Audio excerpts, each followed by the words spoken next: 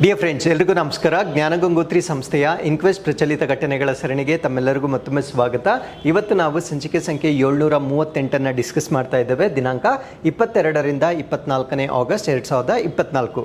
So ಇವತ್ತಿನ ಅಪ್ಡೇಟ್ಸನ್ನು ತಿಳಿಯೋದಕ್ಕಿಂತ ಮುಂಚೆ ಕಳೆದ ಸಂಚಿಕೆ 2 ಪ್ರಶ್ನೆಗಳ ಉತ್ತರಗಳು, ಪ್ರಶ್ನೆ ಸಂಖ್ಯೆ 1ಕ್ಕೆ ಆಪ್ಷನ್ ಡಿ ಮತ್ತು ಪ್ರಶ್ನೆ ಸಂಖ್ಯೆ 2ಕ್ಕೆ ಆಪ್ಷನ್ ಬಿ ಸರಿ ಉತ್ತರವಾಗಿರುತ್ತೆ. ಹಾಗಿದ್ರೆ ಇವತ್ತಿನ ಮೊದಲನೇ ಪ್ರಶ್ನೆಗೆ ಬರೋಣ. ಭಾರತ ದೇಶದ ಮೊದಲ ಸಂಪೂರ್ಣ ಸ್ಥಳೀಯವಾಗಿ ನಿರ್ಮಿಸಲಾದ ಪರಮಾಣು ವಿದ್ಯುತ್ ಕೇಂದ್ರದ ಸ್ಥಳ ಯಾವುದು? What is the location of the India's first fully indigenously constructed nuclear power station? So ನಾನು ಮಾತಾಡ್ತಾ ಇರ್ತಕ್ಕಂಥ ಪ್ರಶ್ನೆ ನ್ಯೂಕ್ಲಿಯರ್ ಪವರ್ ಸ್ಟೇಷನ್ ಅಥವಾ ಪರಮಾಣು ವಿದ್ಯುತ್ ಸ್ಥಾವರಗಳಿಗೆ ಸಂಬಂಧಪಟ್ಟಿರ್ತಕ್ಕಂಥ ಒಂದು ಪ್ರಶ್ನೆ ಆಗಿರುತ್ತೆ. ಸೊ ಈ ಒಂದು ನ್ಯೂಕ್ಲಿಯರ್ ಪವರ್ ಸ್ಟೇಷನ್ ನಮ್ಮ ಭಾರತ ದೇಶದಲ್ಲಿ ವಿದೇಶಿಯರ ಒಂದು ಸಹಕಾರದೊಂದಿಗೆ ನಾವು ಡೆವಲಪ್ ಮಾಡಿರ್ತೇವೆ. ಆ ಒಂದು ತಂತ್ರಜ್ಞಾನ ಅನ್ನೋದನ್ನ ನಾವು ಬೇರೆ ದೇಶಗಳಿಂದ ಬಾರೋ ಮಾಡಿರ್ತೇವೆ. ಆದರೆ ಮೊಟ್ಟ ಮೊದಲ ಬಾರಿಗೆ ಸ್ಥಳೀಯವಾಗಿರ್ತಕ್ಕಂಥ ಒಂದು ನ್ಯೂಕ್ಲಿಯರ್ ಪವರ್ ಸ್ಟೇಷನ್ ಅನ್ನು ನಮ್ಮ ಭಾರತ ದೇಶದಲ್ಲೂ ಕೂಡ ಡೆವಲಪ್ ಮಾಡ್ತಾರೆ. ಸೊ ಅದನ್ನ ಮೊಟ್ಟ ಮೊದಲ ಬಾರಿಗೆ ಎಲ್ಲಿ ಮಾಡಿದ್ರು ಅನ್ನೋದು ನಮ್ಮ ಪ್ರಶ್ನೆ ಆಗಿರುತ್ತೆ. ಸೊ ಈ ಪ್ರಶ್ನೆಗೆ ಸರಿಯಾದ ಉತ್ತರ ತಮಿಳುನಾಡಿನ ಕಲ್ಪಕಂನಲ್ಲಿ ಮೊಟ್ಟ ಮೊದಲ ಸ್ಥಳೀಯವಾಗಿ ಡೆವಲಪ್ ಮಾಡಿರ್ತಕ್ಕಂಥ ಒಂದು ನ್ಯೂಕ್ಲಿಯರ್ ಪವರ್ ಸ್ಟೇಷನ್ ಅನ್ನ ಲಾಂಚ್ ಮಾಡ್ತಾರೆ. ಹಾಗಿದ್ರೆ ಈ ಒಂದು ಪ್ರಶ್ನೆಯನ್ನ ಕೊಡ್ಲಿಕ್ಕೆ ಕಾರಣ ಏನಂದ್ರೆ, ಸೊ ಈಗ ಇದೇ ರೀತಿಯ ಒಂದು power station, I mean to say indigenously develop ಮಾಡಿರ್ತಕ್ಕಂಥ ನ್ಯೂಕ್ಲಿಯರ್ ಪವರ್ ಸ್ಟೇಷನ್ ಅನ್ನ ನಮ್ಮ ಭಾರತ ದೇಶದಲ್ಲಿ 2ನೇ ಬಾರಿಗೆ ಲಾಂಚ್ ಮಾಡಿರ್ತಾರೆ. ಅದನ್ನ ಎಲ್ಲಿ ಲಾಂಚ್ ಮಾಡಿದ್ದಾರೆ ಅನ್ನೋದನ್ನ ಈ ಒಂದು ಆರ್ಟಿಕಲ್ ಅಲ್ಲಿ ನಾವು ಡಿಸ್ಕಸ್ ಮಾಡೋಣ. ಸೊ ಅದ್ರ ಜೊತೆಗೆ ಈ ಒಂದು ನ್ಯೂಕ್ಲಿಯರ್ ಪವರ್ ಸೆಕ್ಟರ್ ಏನಿದೆ ನಮ್ಮ ಭಾರತ ದೇಶದಲ್ಲಿ, ಸೊ ಎಲ್ಲೆಲ್ಲಿ ಇದಾವೆ, ಎಷ್ಟು ಕೆಪಾಸಿಟಿಯಲ್ಲಿ ನಾವು ನ್ಯೂಕ್ಲಿಯರ್ ಎನರ್ಜಿಯನ್ನ ಡೆವಲಪ್ ಮಾಡ್ತಾ ಇದ್ದೇವೆ, ಸೊ ಎಲ್ಲದನ್ನ ನಾವು ಸಂಪೂರ್ಣವಾಗಿ ಡಿಸ್ಕಸ್ ಮಾಡ್ತಾ ಬರೋಣ. ಹಾಗಿದ್ರೆ ಮೊಟ್ಟ ಮೊದಲ ಇಂಡಿಜಿನಸ್ ಅಥವಾ ಸ್ಥಳೀಯವಾಗಿ ಡೆವಲಪ್ ಆಗಿರ್ತಕ್ಕಂಥ ಈ ಒಂದು ನ್ಯೂಕ್ಲಿಯರ್ ಪವರ್ ಸ್ಟೇಷನ್ ಅನ್ನು ನಾವು ಮಡ್ರಾಸ್ ಅಟಾಮಿಕ್ ಪವರ್ ಸ್ಟೇಷನ್ ಅಂತ ಕರಿತೇವೆ. ಸೊ ಇದು ನಮ್ಮ ಭಾರತ ದೇಶದ ತಮಿಳುನಾಡಿನ ಕಲ್ಪಕಂನಲ್ಲಿ ಇರ್ತಕ್ಕಂಥ ಒಂದು ಪವರ್ ಸ್ಟೇಷನ್ ಆಗಿರುತ್ತೆ. ಸೊ ಈಗ 2ನೇ ಇಂಡಿಜಿನಿಯಸ್ಲಿ ಅಂದ್ರೆ ಬೇರೆಯವರ ತಂತ್ರಜ್ಞಾನವನ್ನ ಉಪಯೋಗಿಸಿಕೊಂಡು ರನ್ ಆಗ್ತಾ ಇರ್ತಕ್ಕಂಥ ನ್ಯೂಕ್ಲಿಯರ್ ಸ್ಟೇಷನ್ಸ್ಗಳು ಬಹಳ ಜಾಸ್ತಿ ಇದಾವೆ. ಬಟ್ ಸ್ಥಳೀಯವಾಗಿರ್ತಕ್ಕಂಥ ತಂತ್ರಜ್ಞಾನದ ಮುಖಾಂತರ ಡೆವಲಪ್ ಆಗಿರ್ತಕ್ಕಂಥ ನ್ಯೂಕ್ಲಿಯರ್ ಪವರ್ ಸ್ಟೇಷನ್ಗಳು, ಸೊ ಈಗ 2ನೇ ಆ ರೀತಿಯ ಒಂದು ಪವರ್ ಸ್ಟೇಷನ್ ಅನ್ನ ನಾವು ಲಾಂಚ್ ಮಾಡ್ತಾ ಇದ್ದೇವೆ. ಸೊ ಇದು ಈ ಒಂದು ಪವರ್ ಸ್ಟೇಷನ್ ಅನ್ನು ನಾವು KAPS4 ಅಂತ ಕರಿತೇವೆ. ಸೊ KAPS4 ಅಂತಕ್ಕಂಥದ್ದು Kakrapar atomic power station unit number 4 ನಲ್ಲಿ ಸೊ ಈ ಒಂದು ಸ್ಥಳೀಯವಾಗಿ ಅಭಿವೃದ್ಧಿ ಪಡಿಸಿರ್ತಕ್ಕಂಥ ನ್ಯೂಕ್ಲಿಯರ್ ಎನರ್ಜಿಯನ್ನ ಸೊ ಇಲ್ಲಿ ಫುಲ್ಲಿ ಆಪರೇಷನಲ್ ಆಗಿರುತ್ತೆ, ಅಂದ್ರೆ ಸಂಪೂರ್ಣವಾಗಿ ಕಾರ್ಯಾಚರಣೆಗೆ ಬಂದಿರತಕ್ಕಂಥದ್ದನ್ನ ನಾವಿಲ್ಲಿ ನೋಡಬಹುದಾಗಿರುತ್ತೆ. ಹಾಗಿದ್ರೆ ಸೊ ಈ ಒಂದು ಕಾಕ್ರಾಪರ್ ಅಟಾಮಿಕ್ ಪವರ್ ಸ್ಟೇಷನ್ ಎಲ್ಲಿರುತ್ತೆ ಅಂದ್ರೆ ನಮ್ಮ ಭಾರತ ದೇಶದ ಗುಜರಾತ್ ನಲ್ಲಿ ಇದನ್ನ ಡೆವಲಪ್ ಮಾಡಿರ್ತಕ್ಕಂಥದ್ದನ್ನ ನಾವು ನೋಡಬಹುದಾಗಿರುತ್ತೆ. ಹಾಗಿದ್ರೆ ಈ ಒಂದು ನ್ಯೂಕ್ಲಿಯರ್ ಎನರ್ಜಿಯನ್ನ ಡೆವಲಪ್ ಮಾಡಲಿಕ್ಕೆ ಉಪಯೋಗಿಸ್ತಾ ಇರ್ತಕ್ಕಂಥ ರಿಯಾಕ್ಟರ್ ಹೆಸರೇನು ಅನ್ನೋದು ನಮ್ಮ ಪ್ರಶ್ನೆ ಆಗಿರುತ್ತೆ. ಸೊ ರಿಯಾಕ್ಟರ್ ಏನನ್ನ ಯೂಸ್ ಮಾಡ್ತಾ ಇದ್ದಾರೆ ಅಂದ್ರೆ ಪ್ರೆಷರೈಸ್ಡ್ ಹೆವಿ ವಾಟರ್ ರಿಯಾಕ್ಟರ್ ಅನ್ನ ಸೊ ಇಲ್ಲಿ ಟೆಕ್ನಾಲಜಿಯಾಗಿ ಯೂಸ್ ಮಾಡ್ತಾ ಇರ್ತಕ್ಕಂಥದ್ದನ್ನ ನಾವು ನೋಡಬಹುದಾಗಿರುತ್ತೆ. ಹಾಗಿದ್ರೆ ಈ ಒಂದು ಪವರ್ ಸ್ಟೇಷನ್ ಏನಿದೆ, ಸೊ ಇದರ ಕೆಪಾಸಿಟಿ ಎಷ್ಟು ಅಂತ ನಾವು ನೋಡೋದಾದ್ರೆ 700 ಮೆಗಾವ್ಯಾಟ್ಸ್ ಆಫ್ ನ್ಯೂಕ್ಲಿಯರ್ ಪವರ್ ಅನ್ನ ಜನರೇಟ್ ಮಾಡ್ತಕ್ಕಂಥ ಒಂದು ಕೆಪಾಸಿಟಿ ಇರುತ್ತೆ. ಸೊ ಇದರಿಂದ ನಮ್ಮ ಒಂದು ಪವರ್ ಅಥವಾ ಈ ಒಂದು ಶಕ್ತಿಯ ಮೂಲ ಏನಿರುತ್ತೆ, ಸೊ ಅದರಲ್ಲಿ ಸ್ವಾವಲಂಬನೆ ಅಥವಾ ಇಂಡಿಪೆಂಡೆನ್ಸ್ ಅನ್ನ ಸಾಧಿಸಲಿಕ್ಕೆ ಸೊ ಇದು ಉತ್ತಮವಾಗಿರ್ತಕ್ಕಂಥ ಒಂದು ಡೆವಲಪ್ಮೆಂಟ್ ಆಗಿರುತ್ತೆ. ಹಾಗಿದ್ರೆ ನಮ್ಮ ಭಾರತ ದೇಶದಲ್ಲಿ ಈ ಒಂದು ನ್ಯೂಕ್ಲಿಯರ್ ಎನರ್ಜಿ ಜರ್ನಿ ಸೊ ಯಾವ ಒಂದು ಇನ್ವೆನ್ಷನ್ ಅಥವಾ ಯಾವ ಒಂದು ರೂಪದಲ್ಲಿ ಅದು ಸ್ಟಾರ್ಟ್ ಆಯಿತು ಅಂದ್ರೆ, ಸೊ ನಮ್ಮ ಭಾರತ ದೇಶದ ನ್ಯೂಕ್ಲಿಯರ್ ಎನರ್ಜಿಯನ್ನ ನಾವು ಇಂಡಿಯಾ 3 ಸ್ಟೇಜ್ ನ್ಯೂಕ್ಲಿಯರ್ ಪ್ರೋಗ್ರಾಮ್ ಅಂತ ಕರಿತೇವೆ. ಅಂದ್ರೆ ನಮ್ಮ ಭಾರತ ದೇಶದಲ್ಲಿ 3 ಹಂತದಲ್ಲಿ ಈ ಒಂದು ಪರಮಾಣು ವಿದ್ಯುತ್ ಅನ್ನ ತಯಾರಿ ಮಾಡ್ತಕ್ಕಂಥ ಒಂದು ಕಾನ್ಸೆಪ್ಟ್ ಅನ್ನ ನಾವು ಓನ್ ಮಾಡ್ಕೊಂಡಿರ್ತೇವೆ. ಸೊ ಈ ಒಂದು ಪರಿಕಲ್ಪನೆಯನ್ನ ಕೊಟ್ಟಿರ್ತಕ್ಕಂಥವ್ರು ಯಾರು ಅಂದ್ರೆ ಹೋಮಿ ಬಾಬಾರ್ ಅವರು ಕೊಟ್ಟಿರ್ತಕ್ಕಂಥ ಒಂದು ಪರಿಕಲ್ಪನೆ ಆಗಿರುತ್ತೆ. ಸೊ ಈ ಒಂದು ನ್ಯೂಕ್ಲಿಯರ್ ಎನರ್ಜಿಯನ್ನ 3 ಹಂತಗಳಲ್ಲಿ ಅಥವಾ 3 ಸ್ಟೇಜಸ್ ಅಲ್ಲಿ ಡೆವಲಪ್ ಮಾಡುವ ಕಾರಣದಿಂದ ಸೊ ಇದನ್ನ ನಾವು 3 ಸ್ಟೇಜ್ ನ್ಯೂಕ್ಲಿಯರ್ ಪ್ರೋಗ್ರಾಮ್ ಅಂತ ಕರಿತೇವೆ. ಹಾಗಿದ್ರೆ ಈ 3 ಹಂತಗಳ ನಡುವೆ ಇರತಕ್ಕಂಥ ವ್ಯತ್ಯಾಸಗಳು ಏನೇನೋ, ಈ ರೀತಿಯ ಹಂತಗಳನ್ನ ನಮ್ಮ ಭಾರತ ದೇಶದ ಯಾವ ಯಾವ ಪ್ರದೇಶಗಳಲ್ಲಿ ನಾವು ಯೂಸ್ ಮಾಡ್ತಾ ಇದ್ದೇವೆ ಅನ್ನೋದನ್ನ ಸೊ ಮುಂದೆ ನಾವು ಡಿಸ್ಕಸ್ ಮಾಡ್ತಾ ಬರೋಣ. ಸೊ ಇದರಲ್ಲಿ ಬರ್ತಕ್ಕಂಥ ಫಸ್ಟ್ ಸ್ಟೇಜ್ ಅನ್ನ ನಾವು ಸ್ಟೇಜ್ 1 ಅಂತ ಕರಿತೇವೆ. ಸೊ ಇಲ್ಲಿ ನಾವು ಬಳಕೆ ಮಾಡ್ತಕ್ಕಂಥ ರಿಯಾಕ್ಟರ್ ಅನ್ನ ನಾವು ಪ್ರೆಷರೈಸ್ಡ್ ಹೆವಿ ವಾಟರ್ ರಿಯಾಕ್ಟರ್ ಅಂತ ಕರಿತೇವೆ. ಸೊ ಇಲ್ಲಿ ನಾವು ಬಳಕೆ ಮಾಡ್ತಕ್ಕಂಥ ಫ್ಯೂಯಲ್ ಅಥವಾ ಇಂಧನ ಯಾವ್ದಾಗಿರುತ್ತೆ ಅಂದ್ರೆ ನ್ಯಾಚುರಲ್ ಯುರೇನಿಯಂ ಅನ್ನ ಬಳಕೆ ಮಾಡ್ತೇವೆ. ಸೊ ಈ ಪ್ರಶ್ನೆಗಳನ್ನ ನಮಗೆ ತುಂಬಾ ರಿಪೀಟೆಡ್ ಆಗಿ ಕೇಳ್ತಾ ಇರ್ತಾರೆ. ಸೊ ಸ್ಟೇಜ್ 1 ನಲ್ಲಿ ನಾವು ಬಳಕೆ ಮಾಡ್ತಕ್ಕಂಥ ಫ್ಯೂಯಲ್ ಅನ್ನ ನಾವು ನ್ಯಾಚುರಲ್ ಯುರೇನಿಯಂ ಅಂತ ಕರಿತೇವೆ. ಹಾಗಿದ್ರೆ ಇದರ ಆಬ್ಜೆಕ್ಟಿವ್ ಅಥವಾ ಉದ್ದೇಶ ಏನಾಗಿತ್ತು ಅಂದರೆ generate electricity and produce plutonium 239 as by product. ಅಂದರೆ ಈ ಹಂತ ಒಂದರಲ್ಲಿ ನಮಗೆ ವಿದ್ಯುತ್ ಜನರೇಟ್ ಆಗುತ್ತೆ. ಸೊ ವಿದ್ಯುತ್ ಜನರೇಟ್ ಆಗುವುದರ ಜೊತೆಗೆ ಒಂದು ಉಪ ಉತ್ಪನ್ನ ಕೂಡ ನಮಗೆ ಸಿಗುತ್ತೆ. ಆ ಒಂದು ಬೈ ಪ್ರಾಡಕ್ಟನ್ನು ನಾವೇನಂತ ಕರಿತೀವಿ ಅಂದರೆ ಪ್ಲುಟೋನಿಯಂ 239 ಅಂತ ಕರಿತೇವೆ. ಈ ಬೈ ಪ್ರಾಡಕ್ಟನ್ನು ನಾವು ಎಲ್ಲಿ ಯೂಸ್ ಮಾಡ್ತೀವಿ ಅನ್ನೋದನ್ನು ನಾನು ಮುಂದೆ ಹೇಳ್ತೇನೆ. ಹಾಗಿದ್ರೆ ಸೊ ಈ ಒಂದು ರಿಯಾಕ್ಟರ್ ಬಳಕೆ ಮಾಡ್ಕೊಳ್ತಕ್ಕಂಥ ನ್ಯೂಕ್ಲಿಯರ್ ಪವರ್ ಸ್ಟೇಷನ್ಸ್ ಎಲ್ಲೆಲ್ಲಿದೆ ಅಂತ ನಾವು ನೋಡೋದಾದ್ರೆ ತಾರಾಪುರ್ ಮಹಾರಾಷ್ಟ್ರ ಮತ್ತೆ ಕಾಕ್ರಾಪುರ್ ರಿಯಾಕ್ಟರ್ಗಳಲ್ಲಿ ಸೊ ಈ ಒಂದು ಹಂತ ಒಂದರ ಒಂದು ಮಾದರಿಯಲ್ಲಿ ನಾವು ಈ ಒಂದು ನ್ಯೂಕ್ಲಿಯರ್ ಎನರ್ಜಿಯನ್ನ ಡೆವಲಪ್ ಮಾಡ್ತಾ ಇರತಕ್ಕಂಥದ್ದನ್ನ ನಾವು ನೋಡ್ಬೋದಾಗಿರುತ್ತೆ. ಸೊ ಎರಡನೇದನ್ನ ನಾವು ಸ್ಟೇಜ್ 2 ಅಂತ ಕರಿತೇವೆ. ಸೊ ಈ ಒಂದು ಸ್ಟೇಜ್ 2 ಅಲ್ಲಿ ಬರ್ತಕ್ಕಂಥ ರಿಯಾಕ್ಟರ್ ಅನ್ನು ನಾವು ಫಾಸ್ಟ್ ಬ್ರೀಡರ್ ರಿಯಾಕ್ಟರ್ ಅಂತ ಕರಿತೇವೆ. ಸೊ ಇಲ್ಲಿ ಯೂಸ್ ಮಾಡ್ತಕ್ಕಂಥ ಫ್ಯೂಯಲ್ ಯಾವ್ದಾಗಿರುತ್ತೆ ಅಂದ್ರೆ ಪ್ಲುಟೋನಿಯಂ 239. ಸೊ ಈ ಪ್ಲುಟೋನಿಯಂ 239 ಅಂತಕ್ಕಂಥದ್ದು ಸ್ಟೇಜ್ 1ನ ಬೈ ಪ್ರಾಡಕ್ಟ್ ಆಗಿರುತ್ತೆ. ಆ ಬೈ ಪ್ರಾಡಕ್ಟ್ ಅನ್ನ ನಾವು ವೇಸ್ಟ್ ಮಾಡದೆ ಅದನ್ನ ಸ್ಟೇಜ್ 2 ಅಲ್ಲಿ ಫ್ಯೂಯಲ್ ಆಗಿ ಬಳಕೆ ಮಾಡ್ತಕ್ಕಂಥದ್ದನ್ನ ನಾವು ನೋಡಬಹುದಾಗಿರುತ್ತೆ. ಇದರ ಜೊತೆಗೆ ಯುರೇನಿಯಂ 238 ಅನ್ನು ಕೂಡ ಹಂತ 2ರಲ್ಲಿ ಯೂಸ್ ಮಾಡ್ತಕ್ಕಂಥದ್ದನ್ನ ನಾವು ನೋಡಬಹುದಾಗಿರುತ್ತೆ. ಸೊ ಇದರ ಆಬ್ಜೆಕ್ಟಿವ್ ಅಥವಾ ಉದ್ದೇಶ ಏನು ಅಂದ್ರೆ to breed more fissile material than consumed using the uranium 238. ಅಂದರೆ ಸೊ ಯುರೇನಿಯಂ 238 ಅನ್ನು ಬಳಸಿಕೊಂಡು ಸೇವಿಸುವುದಕ್ಕಿಂತ ಹೆಚ್ಚು ವಿದಳನವನ್ನು ಉತ್ಪಾದನೆ ಮಾಡ್ತಕ್ಕಂಥದ್ದು. ಅಂದರೆ ನಾವು ಎಷ್ಟು ಫ್ಯೂಯಲ್ ಅನ್ನು ಕೊಡ್ತಾ ಇದ್ದೇವೆ ಸೊ ಅದಕ್ಕಿಂತ ಹೆಚ್ಚು ವಿದ್ಯುತ್ತನ್ನು ಉತ್ಪಾದನೆ ಮಾಡ್ತಕ್ಕಂಥದ್ದು ಸೊ ಈ ಒಂದು ಹಂತದ ಒಂದು ಪ್ರಮುಖವಾಗಿರ್ತಕ್ಕಂಥ ಸಿಗ್ನಿಫಿಕೆನ್ಸ್ ಆಗಿರುತ್ತೆ. ಹಾಗಿದ್ರೆ ಈ ರೀತಿಯ ರಿಯಾಕ್ಟರ್ಗಳನ್ನು ನಾವೆಲ್ಲಿ ಬಳಕೆ ಮಾಡ್ತಾ ಇದ್ದೀವಿ ಅಂದರೆ prototype fast breeder reactors at ಕಲ್ಪಕಮ್ಮಲ್ಲಿ ನಾವು ಬಳಕೆ ಮಾಡ್ತಾ ಇರ್ತಕ್ಕಂಥದ್ದನ್ನ ನಾವು ನೋಡಬಹುದಾಗಿರುತ್ತೆ. ಸೊ ನೆಕ್ಸ್ಟ್ ನಾವು ಸ್ಟೇಜ್ 3ಗೆ ಬರ್ತೇವೆ. ಸ್ಟೇಜ್ 3 ರಿಯಾಕ್ಟರ್ ಅನ್ನು ನಾವು ಥೋರಿಯಂ ಬೇಸ್ಡ್ ರಿಯಾಕ್ಟರ್ ಅಂತ ಕರಿತೇವೆ. ಇದು ನಮ್ಮ ಭಾರತ ದೇಶಕ್ಕೆ ತುಂಬಾ ಸಿಗ್ನಿಫಿಕೆಂಟ್ ಆಗಿರುತ್ತೆ. ಏನಕ್ಕೆ ಅಂತ ನಾನು ಮುಂದೆ ಹೇಳ್ತೇನೆ. ಸೊ ಇಲ್ಲಿ ನಾವು ಬಳಕೆ ಮಾಡ್ತಕ್ಕಂಥ ಫ್ಯೂಯಲ್ ಅಥವಾ ಇಂಧನ ಯಾವ್ದಾಗಿರುತ್ತೆ ಅಂದ್ರೆ ಥೋರಿಯಂ 232 ಯೂಸ್ ಮಾಡ್ತೇವೆ. ಅದರ ಜೊತೆಗೆ ಯುರೇನಿಯಂ 233 ಅನ್ನ ಯೂಸ್ ಮಾಡ್ತೇವೆ. ಸೊ ಮೂರು ಹಂತಗಳಲ್ಲಿ ಕಾಮನ್ ಆಗಿ ಯೂಸ್ ಮಾಡ್ತಕ್ಕಂಥ ಫ್ಯೂಯಲ್ ಯಾವ್ದಾಗಿರುತ್ತೆ ಅಂದ್ರೆ ಯುರೇನಿಯಂ ಅನ್ನ ನಾವು ಮೂರು ಹಂತಗಳಲ್ಲಿ ಬಳಕೆ ಮಾಡ್ತಕ್ಕಂಥ ಒಂದು ಇಂಧನವಾಗಿರುತ್ತೆ. ಹಾಗಿದ್ರೆ ಸ್ಟೇಜ್ 3ನ ಆಬ್ಜೆಕ್ಟಿವ್ ಅಥವಾ ಉದ್ದೇಶ ಏನು ಅಂದ್ರೆ utilise India's abundant thorium reserve. ಅಂದ್ರೆ ನಮ್ಮ ಭಾರತ ದೇಶದಲ್ಲಿ ಈ ಥೋರಿಯಂ ನಿಕ್ಷೇಪಗಳು ಬಹಳ ಹೆಚ್ಚಾಗಿ ಇರುವ ಕಾರಣದಿಂದ ಅದನ್ನ ಸದುಪಯೋಗ ಪಡಿಸಿಕೊಳ್ಳುವ ಕಾರಣದಿಂದ ಈ ಒಂದು ಹಂತ 3ರಲ್ಲಿ ಬಳಕೆ ಮಾಡ್ತಕ್ಕಂಥ ರಿಯಾಕ್ಟರ್ನ ಮುಖಾಂತರ ಪರಮಾಣು ವಿದ್ಯುತ್ ಶಕ್ತಿಯನ್ನ ನಮ್ಮ ಭಾರತ ದೇಶದಲ್ಲಿ ಡೆವಲಪ್ ಮಾಡಲಾಗುತ್ತೆ. ಹಾಗಿದ್ರೆ ಇದು ಫ್ಯೂಚರ್ ಪ್ಲಾನ್ಸ್ ಅಂದ್ರೆ ಭವಿಷ್ಯದಲ್ಲಿರ್ತಕ್ಕಂಥ ಯೋಜನೆಗಳನ್ನ ನಾವು ನೋಡೋದಾದ್ರೆ advanced heavy water reactor designs are being developed. So ಭವಿಷ್ಯದಲ್ಲಿ ಸುಧಾರಿತ ಹೆವಿ ವಾಟರ್ ರಿಯಾಕ್ಟರ್ ವಿನ್ಯಾಸಗಳನ್ನು ಅಭಿವೃದ್ಧಿಪಡಿಸಲಾಗುತ್ತಿದೆ. ಸೊ ಇಷ್ಟು ಮಾಹಿತಿ ನಮಗೆ ನಮ್ಮ ಭಾರತ ದೇಶದ 3 ಸ್ಟೇಜ್ ನ್ಯೂಕ್ಲಿಯರ್ ಪವರ್ ಜನರೇಷನ್ಗೆ ಸಂಬಂಧಪಟ್ಟಂತೆ ಗೊತ್ತಿರಬೇಕಾಗಿರುತ್ತೆ. ಸೊ ನೆಕ್ಸ್ಟ್ ಬರೋಣ. ನಮ್ಮ ಭಾರತ ದೇಶದಲ್ಲಿ ಒಂದು ನ್ಯೂಕ್ಲಿಯರ್ ಪವರ್ಗೆ ಸಂಬಂಧಪಟ್ಟಂತೆ ಹೇಗೆ ಸ್ಟಾರ್ಟ್ ಆಯಿತು ಜರ್ನಿ ಅನ್ನೋದನ್ನ ನಾವು ಡಿಸ್ಕಸ್ ಮಾಡ್ತಾ ಬರೋಣ. So India's first nuclear power plant was commissioned in 1969. ನಮ್ಮ ಭಾರತ ದೇಶದಲ್ಲಿ ಪರಮಾಣು ವಿದ್ಯುತ್ ಶಕ್ತಿ ಸ್ಥಾವರವನ್ನ ಮೊಟ್ಟ ಮೊದಲ ಬಾರಿಗೆ 1969ರಲ್ಲಿ ಲಾಂಚ್ ಮಾಡ್ತೇವೆ. ಸೊ ಎಲ್ಲಿ ಲಾಂಚ್ ಮಾಡಿರ್ತೀವಿ ಅಂದ್ರೆ ಸೊ ಮಹಾರಾಷ್ಟ್ರದ ತಾರಾಪುರ್ನಲ್ಲಿ ಲಾಂಚ್ ಮಾಡಿರ್ತೇವೆ. ಇದು ಇಂಡಿಜಿನಸ್ಲಿ ಡೆವಲಪ್ ಆಗಿರೋದಲ್ಲ, ಸೊ ಬೇರೆ ಕಂಟ್ರಿಯ ಸಹಾಯದೊಂದಿಗೆ ಸ್ಟಾರ್ಟ್ ಮಾಡಿರ್ತಕ್ಕಂಥ ಒಂದು ಪವರ್ ಪ್ಲಾಂಟ್ ಆಗಿರುತ್ತೆ. ಸೊ ಅದಾದ್ಮೇಲೆ ನಮ್ಮ ಭಾರತ ದೇಶದಲ್ಲಿ ಈ ನ್ಯೂಕ್ಲಿಯರ್ ಎನರ್ಜಿಗೆ ಸಂಬಂಧಪಟ್ಟಂತೆ ಕೆಲವೊಂದು ಪರೀಕ್ಷೆಗಳನ್ನ ಮಾಡ್ತಾರೆ. ಆ ಒಂದು ಟೆಸ್ಟ್ ಅನ್ನ ನಾವೇನಂತ ಕರಿತೀವಿ ಅಂದ್ರೆ ಪೋಖ್ರಾನ್ ಟೆಸ್ಟ್ ಅಂತ ಕರಿತೇವೆ. ಏನಿದು ಪೋಖ್ರಾನ್ ಟೆಸ್ಟ್ ಅಂತ ನಾವು ನೋಡೋದಾದ್ರೆ India demonstrated its nuclear capabilities to the world. ಅಂದ್ರೆ ಪ್ರಪಂಚಕ್ಕೆ ಸೊ ಭಾರತ ದೇಶ ಈ ಒಂದು ಪರಮಾಣು ಸಾಮರ್ಥ್ಯಗಳನ್ನ ಸೊ ಈ ಒಂದು ಪೋಖ್ರಾನ್ ಪರೀಕ್ಷೆಗಳ ಮುಖಾಂತರ ತೋರಿಸಿಕೊಟ್ಟಿರ್ತಕ್ಕಂಥ ಒಂದು ದಿನವಾಗಿರುತ್ತೆ. ಸೊ ಎರಡು ರೀತಿಯ ಪೀಸ್ಫುಲ್ ನ್ಯೂಕ್ಲಿಯರ್ ಎಕ್ಸ್ಪ್ಲೋಷನ್ಸ್ ಅನ್ನ ಮಾಡ್ತಾರೆ. ಅಂದ್ರೆ ಶಾಂತಿಯುತವಾಗಿರ್ತಕ್ಕಂಥ ಪರಮಾಣು ಸ್ಫೋಟಗಳನ್ನ ಮಾಡ್ತಾರೆ. ಯಾಕೆ ನಾನು ಇದನ್ನ ಶಾಂತಿಯುತವಾದ ಅಂತ ಕರಿತೀನಿ ಅಂದ್ರೆ ಸೊ ಈ ಒಂದು ನ್ಯೂಕ್ಲಿಯರ್ ಎನರ್ಜಿಯನ್ನ ನಾವು ಕನ್ಸ್ಟ್ರಕ್ಟಿವ್ ಪರ್ಪಸ್ ಮತ್ತೆ ಡಿಸ್ಟ್ರಕ್ಟಿವ್ ಪರ್ಪಸ್ ಎರಡಕ್ಕೂ ಕೂಡ ಯೂಸ್ ಮಾಡಬಹುದಾಗಿರುತ್ತೆ. ಕನ್ಸ್ಟ್ರಕ್ಟಿವ್ ಅಂದ್ರೆ ಅದರ ಸದುಪಯೋಗವನ್ನ ಮಾಡ್ಕೊಳ್ತಕ್ಕಂಥದ್ದು, ಅದರಿಂದ ವಿದ್ಯುತ್ ಅನ್ನ ಉತ್ಪಾದನೆ ಮಾಡಿದ್ರೆ ಅದನ್ನ ಕನ್ಸ್ಟ್ರಕ್ಟಿವ್ ಪರ್ಪಸ್ ಅಂತ ಕರಿತೇವೆ. ಸೊ ಅದನ್ನ ವಿನಾಶಕಾರಿ ಪರಿಣಾಮಕ್ಕಾಗಿ ಬಳಕೆ ಮಾಡಿಕೊಂಡಾಗ ಅದನ್ನ ನಾವು ಡಿಸ್ಟ್ರಕ್ಟಿವ್ ಪರ್ಪಸ್ ಅಂತ ಕರಿತೇವೆ. ಸೊ ನ್ಯೂಕ್ಲಿಯರ್ ಬಾಂಬ್ಸ್ ಏನು ಬರುತ್ತೆ ಸೊ ಅದನ್ನು ತಯಾರಿ ಮಾಡಿದ್ರೆ ಅದನ್ನು ನಾವು ಡಿಸ್ಟ್ರಕ್ಟಿವ್ ಪರ್ಪಸ್ ಅಂತ ಕರಿತೇವೆ. ಬಟ್ ನಮ್ಮ ಭಾರತ ದೇಶದಲ್ಲಿ ಈ ಒಂದು ಪೀಸ್ಫುಲ್ ನ್ಯೂಕ್ಲಿಯರ್ ಎಕ್ಸ್ಪ್ಲೋಷನ್ಸನ್ನು ಪೋಖ್ರಾನ್ನಲ್ಲಿ 1974ರಲ್ಲಿ ಮತ್ತು 1998ರಲ್ಲಿ ಮಾಡುವ ಮುಖಾಂತರ ಜಗತ್ತಿಗೆ ಭಾರತ ದೇಶದ ಈ ಒಂದು ಪರಮಾಣು ಸಾಮರ್ಥ್ಯದ ಬಗ್ಗೆ ತೋರಿಸಿಕೊಟ್ಟಿರ್ತಕ್ಕಂಥ 2 ವರ್ಷಗಳು ಇವಾಗಿರ್ತವೆ. ಸೊ ಅದಾದಮೇಲೆ ನಮ್ಮ ಭಾರತ ದೇಶದ ಈ ಒಂದು ನ್ಯೂಕ್ಲಿಯರ್ ಎನರ್ಜಿ ಪ್ರೋಗ್ರಾಮ್ನ ಒಂದು ಬ್ಯಾಕ್ಗ್ರೌಂಡ್ ಅಥವಾ ಹಿನ್ನೆಲೆಯನ್ನು ನಾವು ನೋಡೋದಾದ್ರೆ ಸೊ ಒಂದು ಕಮಿಷನನ್ನು ಸ್ಥಾಪನೆ ಮಾಡ್ತಾರೆ.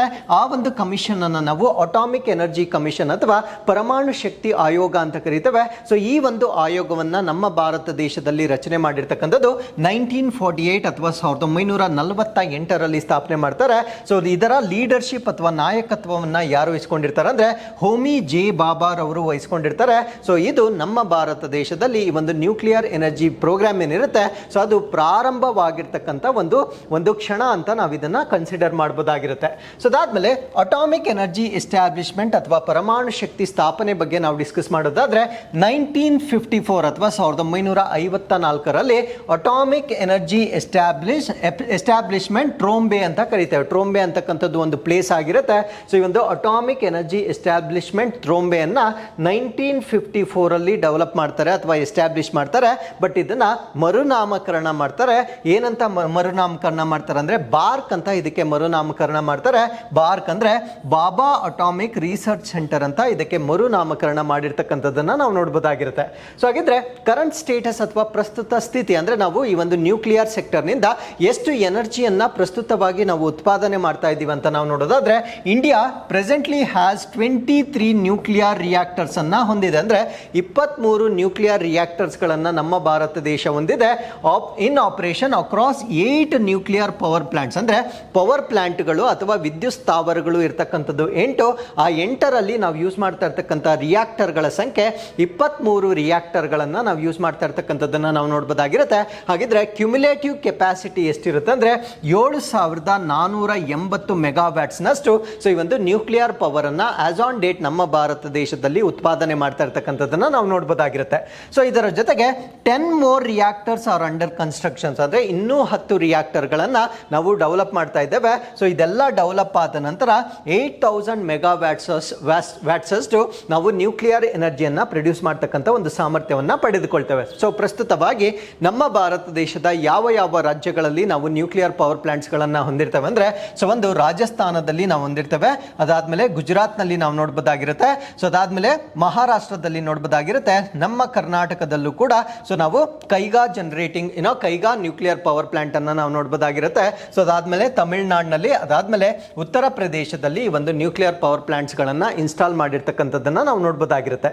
ಸೊ ಅದಾದ್ಮೇಲೆ ಈ ಟೇಬಲ್ ಅಲ್ಲಿ ನೀವೇನು ನೋಡ್ತಾ ಇದ್ದೀರಾ ಸೊ ಪ್ರಸ್ತುತವಾಗಿ ನಮ್ಮ ಭಾರತ ದೇಶದಲ್ಲಿ ಇನ್ ಆಪರೇಷನ್ ಅಂದ್ರೆ ಆಲ್ರೆಡಿ ಕಾರ್ಯಾಚರಣೆಯನ್ನ ನಡೆಸ್ತಾ ಇರ್ತಕ್ಕಂಥ ನ್ಯೂಕ್ಲಿಯರ್ ಪವರ್ ಪ್ಲಾಂಟ್ಸ್ಗಳನ್ನು ನಾನು ಕೊಟ್ಟಿರ್ತೇನೆ. ಸೊ ಇದರಲ್ಲಿ ಮೊದಲನೇದನ್ನು ನಾವು ಕಾಕ್ರಾಪರ್ ಅಟಾಮಿಕ್ ಪವರ್ ಸ್ಟೇಷನ್ ಅಂತ ಕರಿತೇವೆ. ಸೊ ಇದರ ಲೊಕೇಶನ್ ಬಂದು ಗುಜರಾತ್ ಆಗಿರುತ್ತೆ. ಸೊ ಅದಾದ್ಮೇಲೆ ಕಲ್ಪಕಂ ಮದ್ರಾಸ್ ಅಥವಾ ಮದ್ರಾಸ್ ಅಟಾಮಿಕ್ ಪವರ್ ಸ್ಟೇಷನ್ ಅಂತ ಕರಿತೇವೆ. ಇದು ತಮಿಳುನಾಡಿನಲ್ಲಿರುತ್ತೆ. ನರೋರಾ ಅಟಾಮಿಕ್ ಪವರ್ ಸ್ಟೇಷನ್ ಅಂತ ಕರಿತೇವೆ. ಇದು ಉತ್ತರ ಪ್ರದೇಶದಲ್ಲಿರುತ್ತೆ. ಕೈಗಾ ನ್ಯೂಕ್ಲಿಯರ್ ಪವರ್ ಪ್ಲಾಂಟ್ ಇದು ನಮ್ಮ ಕರ್ನಾಟಕದಲ್ಲಿರುತ್ತೆ. ರಾಜಸ್ಥಾನ್ ಅಟಾಮಿಕ್ ಪವರ್ ಸ್ಟೇಷನ್ ಇದು ರಾಜಸ್ಥಾನದಲ್ಲಿರುತ್ತೆ. ತಾರಾಪುರ್ ಅಟಾಮಿಕ್ ಪವರ್ ಸ್ಟೇಷನ್ ಇದು ಮಹಾರಾಷ್ಟ್ರದಲ್ಲಿರುತ್ತೆ. ಅದಾದ್ಮೇಲೆ ಕೂಡಂಕುಲಂ ನ್ಯೂಕ್ಲಿಯರ್ ಪವರ್ ಪ್ಲಾಂಟ್ ಅಂತ ಕರಿತೇವೆ. ಇದು ತಮಿಳುನಾಡಿನಲ್ಲಿ ಇರ್ತಕ್ಕಂಥದ್ದನ್ನು ನಾವು ನೋಡಬಹುದಾಗಿರುತ್ತೆ. ಸೊ ಇಷ್ಟು ಪವರ್ ಪ್ಲಾಂಟ್ಸ್ಗಳು ಆಲ್ರೆಡಿ ಕಾರ್ಯಾಚರಣೆಯನ್ನ ಮಾಡ್ತಾ ಇರ್ತಕ್ಕಂಥದ್ದನ್ನು ನಾವು ನೋಡಬಹುದಾಗಿರುತ್ತೆ. So with this let's get into question number 2. ಇತ್ತೀಚೆಗೆ ಯುನೆಸ್ಕೋದ ವಿಶ್ವ ಪರಂಪರೆಯ ಪಟ್ಟಿಗೆ ಮತ್ತು ಹಪಾಯದಲ್ಲಿರುವ ವಿಶ್ವ ಪರಂಪರೆಯ ಪಟ್ಟಿಗೆ ಸೇರಿಸಲಾದ ಸಂತ ಹಿಲೇರಿಯನ್ ಮಠವು ಯಾವ ಪ್ರದೇಶದಲ್ಲಿದೆ? The Saint Hilarion monastery which has recently been added to UNESCO's world heritage list and list of world heritage in danger is located in which region? So I am talking about 2 designations. ಒಂದನ್ನು ನಾವು UNESCO heritage sites ಅಂತ ಕರಿತೇವೆ. So ಪ್ರತಿ ವರ್ಷ ಆ ದೇಶದಲ್ಲಿರ್ತಕ್ಕಂಥ ಕೆಲವೊಂದು ಐತಿಹಾಸಿಕವಾಗಿ ಅಥವಾ ನೈಸರ್ಗಿಕವಾಗಿ ಪ್ರಾಮುಖ್ಯತೆಯನ್ನು ಹೊಂದಿರತಕ್ಕಂಥ ಪ್ಲೇಸಸ್ಗಳನ್ನು ಪ್ರೊಟೆಕ್ಟ್ ಮಾಡುವ ಕಾರಣದಿಂದ ಅವುಗಳನ್ನು ಈ ಒಂದು ಪಟ್ಟಿಗೆ ಸೇರಿಸಲಾಗುತ್ತೆ. ಸೊ ಈ ಒಂದು ಸಮಿತಿಯ ಸಭೆ ಈ ವರ್ಷ ನಮ್ಮ ಭಾರತ ದೇಶದಲ್ಲಿಯೇ ನಡೆದಿರುತ್ತೆ. ಸೊ ಈ ಒಂದು ಸಭೆಯಲ್ಲಿ ತೆಗೆದುಕೊಂಡಿರ್ತಕ್ಕಂಥ ನಿರ್ಧಾರಗಳ ಪ್ರಕಾರ ಸೊ ನಾನು ಹೇಳ್ತಾ ಇರ್ತಕ್ಕಂಥದ್ದು ಹಿಲೇರಿಯನ್ ಮೊನೆಸ್ಟ್ರಿ ಅಂತ ಕರಿತೇವೆ. ಸೊ ಈ ಒಂದು ಹಿಲೇರಿಯನ್ ಮೊನೆಸ್ಟ್ರಿಯನ್ನು ಕೂಡ ಎರಡು ಪಟ್ಟಿಗೆ ಸೇರಿಸಲಾಗಿರುತ್ತೆ. ಒಂದನ್ನ ಹೆರಿಟೇಜ್ ಲಿಸ್ಟ್ ಅಂತ ಕರಿತೇವೆ, ಇನ್ನೊಂದು ಹೆರಿಟೇಜ್ ಲಿಸ್ಟ್ ಇನ್ ಡೇಂಜರ್ ಅಂತ ಕರಿತೇವೆ. ಅಂದ್ರೆ ಅದಕ್ಕೆ ಏನಾದರೂ ಥ್ರೆಟ್ ಇದ್ದರೆ ಸೊ ಅದನ್ನ ಹೆರಿಟೇಜ್ ಲಿಸ್ಟ್ ಇನ್ ಡೇಂಜರ್ ಅಂತ ಕರಿತೇವೆ. ಈ ಎರಡೂ ಪಟ್ಟಿಗೆ ಸೇರಿರ್ತಕ್ಕಂಥ ಈ ಒಂದು ಹಿಲೇರಿಯನ್ ಮಠ ಎಲ್ಲಿದೆ ಅನ್ನೋದು ನಮ್ಮ ಪ್ರಶ್ನೆ ಆಗಿರುತ್ತೆ. ಸೊ ಈ ಪ್ರಶ್ನೆಗೆ ಸರಿಯಾದ ಉತ್ತರ ಇದು ಗಾಜಾ ಸ್ಟ್ರಿಪ್ ಅಥವಾ ಗಾಜಾ ಪಟ್ಟಿಯಲ್ಲಿರ್ತಕ್ಕಂಥ ಒಂದು ಪ್ರದೇಶವಾಗಿರುತ್ತೆ. ನಮಗೆ ಗೊತ್ತು ಈ ಒಂದು ಗಾಜಾ ಸ್ಟ್ರಿಪ್ ಅಲ್ಲಿರ್ತಕ್ಕಂಥ ಈ ಒಂದು ಪ್ರದೇಶ ಡ್ಯೂ ಟು ವಾರ್ ಇಸ್ರೇಲ್ ಮತ್ತೆ ಪ್ಯಾಲೆಸ್ಟೈನ್ ನಡುವೆ ಈಗ ರೀಸೆಂಟ್ ಆಗಿ ಏನು ಕ್ಲಾಶ್ ಆಗಿರುತ್ತೆ. ಸೊ ಇದರಿಂದ ಈ ಒಂದು ಮೊನೆಸ್ಟ್ರಿಗೆ ಹಾನಿ ಆಗಿರುವ ಕಾರಣದಿಂದ ಅದನ್ನು ರಿವೈವ್ ಮಾಡಲಿಕ್ಕೆ ಮತ್ತೆ ಮುಂದೆ ಅದಕ್ಕೆ ಯಾವುದೇ ರೀತಿಯ ತೊಂದರೆ ಉಂಟಾಗಬಾರದು ಅನ್ನುವ ಕಾರಣದಿಂದ ಯುನೆಸ್ಕೋ ವತಿಯಿಂದ ಹೆರಿಟೇಜ್ ಪಟ್ಟಿಗೂ ಇದನ್ನು ಸೇರಿಸಲಾಗಿರುತ್ತೆ. ಸೊ ಅದ್ರ ಜೊತೆಗೆ ಈ ಒಂದು ಪ್ರದೇಶವನ್ನು ಹೆರಿಟೇಜ್ ಸೈಟ್ಸ್ ಇನ್ ಡೇಂಜರ್ ಎರಡು ಪಟ್ಟಿಗಳಿಗೆ ಸೇರಿಸಿರ್ತಕ್ಕಂಥದ್ದನ್ನು ನಾವು ನೋಡ್ಬೋದಾಗಿರುತ್ತೆ. ಸೊ ಇದು 1700 ಇಯರ್ಸ್ ಓಲ್ಡ್ ಆಗಿರುತ್ತೆ. ಅಂದರೆ ಈ ಒಂದು ಮೊನೆಸ್ಟ್ರಿ ಏನಿರುತ್ತೆ ಇದಕ್ಕೆ 1700 ವರ್ಷಗಳಷ್ಟು ಹಳೆಯದಾಗಿರ್ತಕ್ಕಂಥ ಒಂದು ಇತಿಹಾಸವನ್ನ ಹೊಂದಿರತಕ್ಕಂಥದ್ದನ್ನ ನಾವಿಲ್ಲಿ ನೋಡ್ಬೋದಾಗಿರುತ್ತೆ. ಸೊ ಈ ಒಂದು ಪ್ರದೇಶವನ್ನ ಅಥವಾ ಈ ಒಂದು ಮೊನೆಸ್ಟ್ರಿಯನ್ನ ಈ ಒಂದು ಪಟ್ಟಿಗೆ ಸೇರಿಸಲಿಕ್ಕೆ ಕಾರಣ ಏನು ಅಂದ್ರೆ ongoing conflict in Gaza. So ಆ ಒಂದು ಗಾಜಾ ಸ್ಟ್ರಿಪ್ ಏನಿರುತ್ತೆ ಸೊ ಅಲ್ಲಿ ಈಗ ನಡೀತಾ ಇರ್ತಕ್ಕಂಥ ಸಂಘರ್ಷದಿಂದ ಈವನ್ ಇನ್ ಫ್ಯೂಚರ್ ಅಂದ್ರೆ ಭವಿಷ್ಯದಲ್ಲೂ ಕೂಡ ಇದಕ್ಕೆ ಯಾವುದೇ ತೊಂದರೆ ಆಗಬಾರದು ಅನ್ನುವ ಕಾರಣದಿಂದ ಸೊ ಈ ಒಂದು ಪಟ್ಟಿಗೆ ಸೇರಿಸಿರ್ತಕ್ಕಂಥದ್ದನ್ನ ನಾವು ನೋಡ್ಬೋದಾಗಿರುತ್ತೆ. ಸೊ ಈ ಒಂದು ಮೊನೆಸ್ಟ್ರಿಗೆ ಇನ್ನೊಂದು ಹೆಸರು ಕೂಡ ಇದೆ. ಇದನ್ನ ನಾವು ಟೆಲ್ ಉಮಾ ಅಮೆರ್ ಅಂತ ಕರಿತೇವೆ. ಸೊ ಈ ಒಂದು ಟೆಲ್ ಉಮಾ ಅಮೆರ್ ಅಂತಕ್ಕಂಥದ್ದು 4th ಸೆಂಚುರಿ ಅಥವಾ 4ನೇ ಶತಮಾನಕ್ಕೆ ಸಂಬಂಧಪಟ್ಟಿರ್ತಕ್ಕಂಥ ಒಂದು ರಚನೆ ಆಗಿರುತ್ತೆ. So it is one of the oldest Christian sites in middle East ಅಂತ ಕರಿತೇವೆ. ಅಂದ್ರೆ ಈ ಒಂದು ಮಧ್ಯಪ್ರಾಚ್ಯದಲ್ಲಿ ಅತ್ಯಂತ ಹಳೆಯದಾಗಿರ್ತಕ್ಕಂಥ ಕ್ರಿಶ್ಚಿಯನ್ ತಾಣಗಳಲ್ಲಿ ಇದು ಕೂಡ ಒಂದಾಗಿರುತ್ತೆ. So it is named after Saint Hilarion, a monk who introduced monasticism to the Palestine. ಅಂದ್ರೆ ಈ ಒಂದು ಪ್ಯಾಲೆಸ್ಟೈನಿಯವರಿಗೆ ಸೊ ಈ ಒಂದು ಮೋನೋಸ್ಟೀಸಿಯಂ ಅಂತಕ್ಕಂಥದ್ದನ್ನ ಇಂಟ್ರೊಡ್ಯೂಸ್ ಮಾಡಿರ್ತಕ್ಕಂಥ ಸೇಂಟ್ ಹಿಲೇರಿಯನ್ ಏನಿರ್ತಾರೆ ಸೊ ಇವರ ಹೆಸರನ್ನ ಇದಕ್ಕೆ ಕೊಟ್ಟಿರ್ತಕ್ಕಂಥದ್ದನ್ನ ನಾವು ನೋಡ್ಬೋದಾಗಿರುತ್ತೆ. ಹಾಗಿದ್ರೆ ಮೋನೋಸ್ಟೀಸಿಸಮ್ ಅಂದ್ರೆ ಏನು, ಸೊ ಇದರ ಅರ್ಥ ಏನು ಅಂತ ನಾವು ನೋಡೋದಾದ್ರೆ so it is a religious way of life, ಅಂದ್ರೆ ಒಂದು ಧಾರ್ಮಿಕವಾಗಿರ್ತಕ್ಕಂಥ ಒಂದು ಜೀವನ ಶೈಲಿ ಆಗಿರುತ್ತೆ. So which one renounces worldly pursuits, ಅಂದ್ರೆ ಈ ಒಂದು ಮೆಟೀರಿಯಲಿಸ್ಟಿಕ್ ಲೈಫ್ ಅಂತ ನಾವೇನು ಕರಿತೇವೆ ಸೊ ಅದನ್ನ ತ್ಯಜಿಸಿ ಒಂದು ಧಾರ್ಮಿಕ ಹಾದಿಯಲ್ಲಿ ಜೀವನವನ್ನ ಮಾಡ್ತಕ್ಕಂಥ ಒಂದು ಸ್ಪಿರಿಚುವಲ್ ವರ್ಕ್ಸ್ ಗಳನ್ನ ಅಂದ್ರೆ ಆಧ್ಯಾತ್ಮಿಕವಾಗಿರ್ತಕ್ಕಂಥ ಕೆಲಸಗಳನ್ನ ಮಾಡಿಕೊಂಡು ಸೊ ಜೀವನವನ್ನ ಮಾಡ್ತಕ್ಕಂಥ ಒಂದು ವಿಶೇಷತೆಯನ್ನ ನಾವೇನಂತ ಕರಿತೀವಿ ಅಂದ್ರೆ ಮೊನಾಸ್ಟಿಸಿಸಮ್ ಅಂತ ಕರಿತೇವೆ. ಸೊ ಈ ಒಂದು ಮೊನಾಸ್ಟಿಸಿಸಮ್ ಅನ್ನ ಇಂಟ್ರೊಡ್ಯೂಸ್ ಮಾಡಿರ್ತಕ್ಕಂಥ ಸೇಂಟ್ ಹಿಲೇರಿಯನ್ ಯಾರಿರ್ತಾರೆ ಸೊ ಇವರ ಹೆಸರಲ್ಲಿ ಈ ಒಂದು ಮೊನೆಸ್ಟ್ರಿಯನ್ನ ಮಾಡಿರ್ತಕ್ಕಂಥದ್ದನ್ನ ನಾವು ನೋಡ್ಬೋದಾಗಿರುತ್ತೆ. ಸೊ ಅದಾದ್ಮೇಲೆ ಈ ಒಂದು ಪ್ರದೇಶದಲ್ಲಿರ್ತಕ್ಕಂಥ ಆರ್ಕಿಟೆಕ್ಚರ್ ಅಥವಾ ವಾಸ್ತುಶಿಲ್ಪದ ವೈಶಿಷ್ಟ್ಯಗಳನ್ನ ನಾವು ನೋಡೋದಾದ್ರೆ ಸೊ ಇಲ್ಲಿ we can find remains of the church, ಅಂದ್ರೆ ಚರ್ಚ್ ನ ಕೆಲವೊಂದು ಅವಶೇಷಗಳನ್ನ ನಾವು ನೋಡ್ಬೋದಾಗಿರುತ್ತೆ. ಅದಾದ್ಮೇಲೆ ಬ್ಯಾಪ್ಟಿಸಮ್ ಫಾಂಟ್ ಅಂತ ಕರಿತೇವೆ. ಸೊ ಈ ಚಿತ್ರದಲ್ಲಿ ನೀವು ನೋಡ್ಬೋದಾಗಿರುತ್ತೆ. ಸೊ ಅಲ್ಲಿ ಸ್ವಲ್ಪ ವಾಟರ್ ಇದೆ, ಅಲ್ಲಿ ಸ್ವಲ್ಪ ಕೆಲವೊಂದು ರಿಚುವಲ್ಸ್ ಅನ್ನ ಮಾಡ್ತಾ ಇದ್ದಾರೆ. ಸೊ ಈ ರೀತಿಯ ಪ್ರದೇಶವನ್ನ ನಾವೇನಂತ ಕರಿತೇವೆ ಅಂದ್ರೆ ಬ್ಯಾಪ್ಟಿಸಮ್ ಫಾಂಟ್ ಅಂತ ಕರಿತೇವೆ. ಆ ರೀತಿಯ ಪ್ರದೇಶಗಳನ್ನ ಕೂಡ ನಾವು ಆ ಮೊನೆಸ್ಟ್ರಿಯಲ್ಲಿ ನೋಡ್ಬೋದಾಗಿರುತ್ತೆ. ಸೊ ಅದ್ರ ಜೊತೆಗೆ ಸೆವರಲ್ ಚಾಪಲ್ಸ್ ಅಂದ್ರೆ ಅಲ್ಲಿ ಕೆಲವೊಂದು ಪ್ರಾರ್ಥನಾ ಮಂದಿರಗಳನ್ನು ಕೂಡ ಸೊ ಈ ಒಂದು ಪ್ರದೇಶದಲ್ಲಿ ಅವಶೇಷಗಳಾಗಿ ನಾವು ನೋಡ್ಬೋದಾಗಿರುತ್ತೆ. ಅದರ ಜೊತೆಗೆ ಸೊ ದೇರ್ ಆರ್ ಬ್ಯೂರಿಯಲ್ ಸೈಟ್ಸ್, ಅಂದ್ರೆ ಈ ಒಂದು ಸಮಾಧಿ ಸ್ಥಳಗಳನ್ನು ಕೂಡ ನಾವು ನೋಡ್ಬೋದಾಗಿರುತ್ತೆ. ಡೈನಿಂಗ್ ಹಾಲ್ ಅನ್ನ ನಾವು ನೋಡ್ಬೋದಾಗಿರುತ್ತೆ. ಲಿವಿಂಗ್ ಕ್ವಾರ್ಟರ್ಸ್ ಫಾರ್ ಮಾಂಕ್ಸ್, ಅಂದ್ರೆ ಅಲ್ಲಿರ್ತಕ್ಕಂಥ ಸನ್ಯಾಸಿಗಳಿಗೆ ವಾಸ ಮಾಡ್ತಕ್ಕಂಥ ಒಂದು ಹಾಲ್ಗಳನ್ನು ಕೂಡ ಡೈನಿಂಗ್ ಹಾಲ್ಗಳನ್ನ ಕೂಡ ಹೊಂದಿರತಕ್ಕಂಥ ಒಂದು ಪ್ಲೇಸ್ ಆಗಿರುತ್ತೆ. ಸೊ ಈ ಒಂದು ಪ್ರದೇಶವನ್ನ ಈಗ ಯುನೆಸ್ಕೋದಿಂದ ಪ್ರೊಟೆಕ್ಟ್ ಮಾಡ್ತಾ ಇರ್ತಕ್ಕಂಥದ್ದನ್ನ ನಾವು ನೋಡ್ಬೋದಾಗಿರುತ್ತೆ. So with this let's get in to question number 3. So ಭಾರತದ ಮೊದಲ ಸಂವಿಧಾನ ವಸ್ತು ಸಂಗ್ರಹಾಲಯವನ್ನು ಸ್ಥಾಪಿಸುವ ಜವಾಬ್ದಾರಿಯನ್ನು ಯಾವ ಸಂಸ್ಥೆ ಹೊಂದಿದೆ?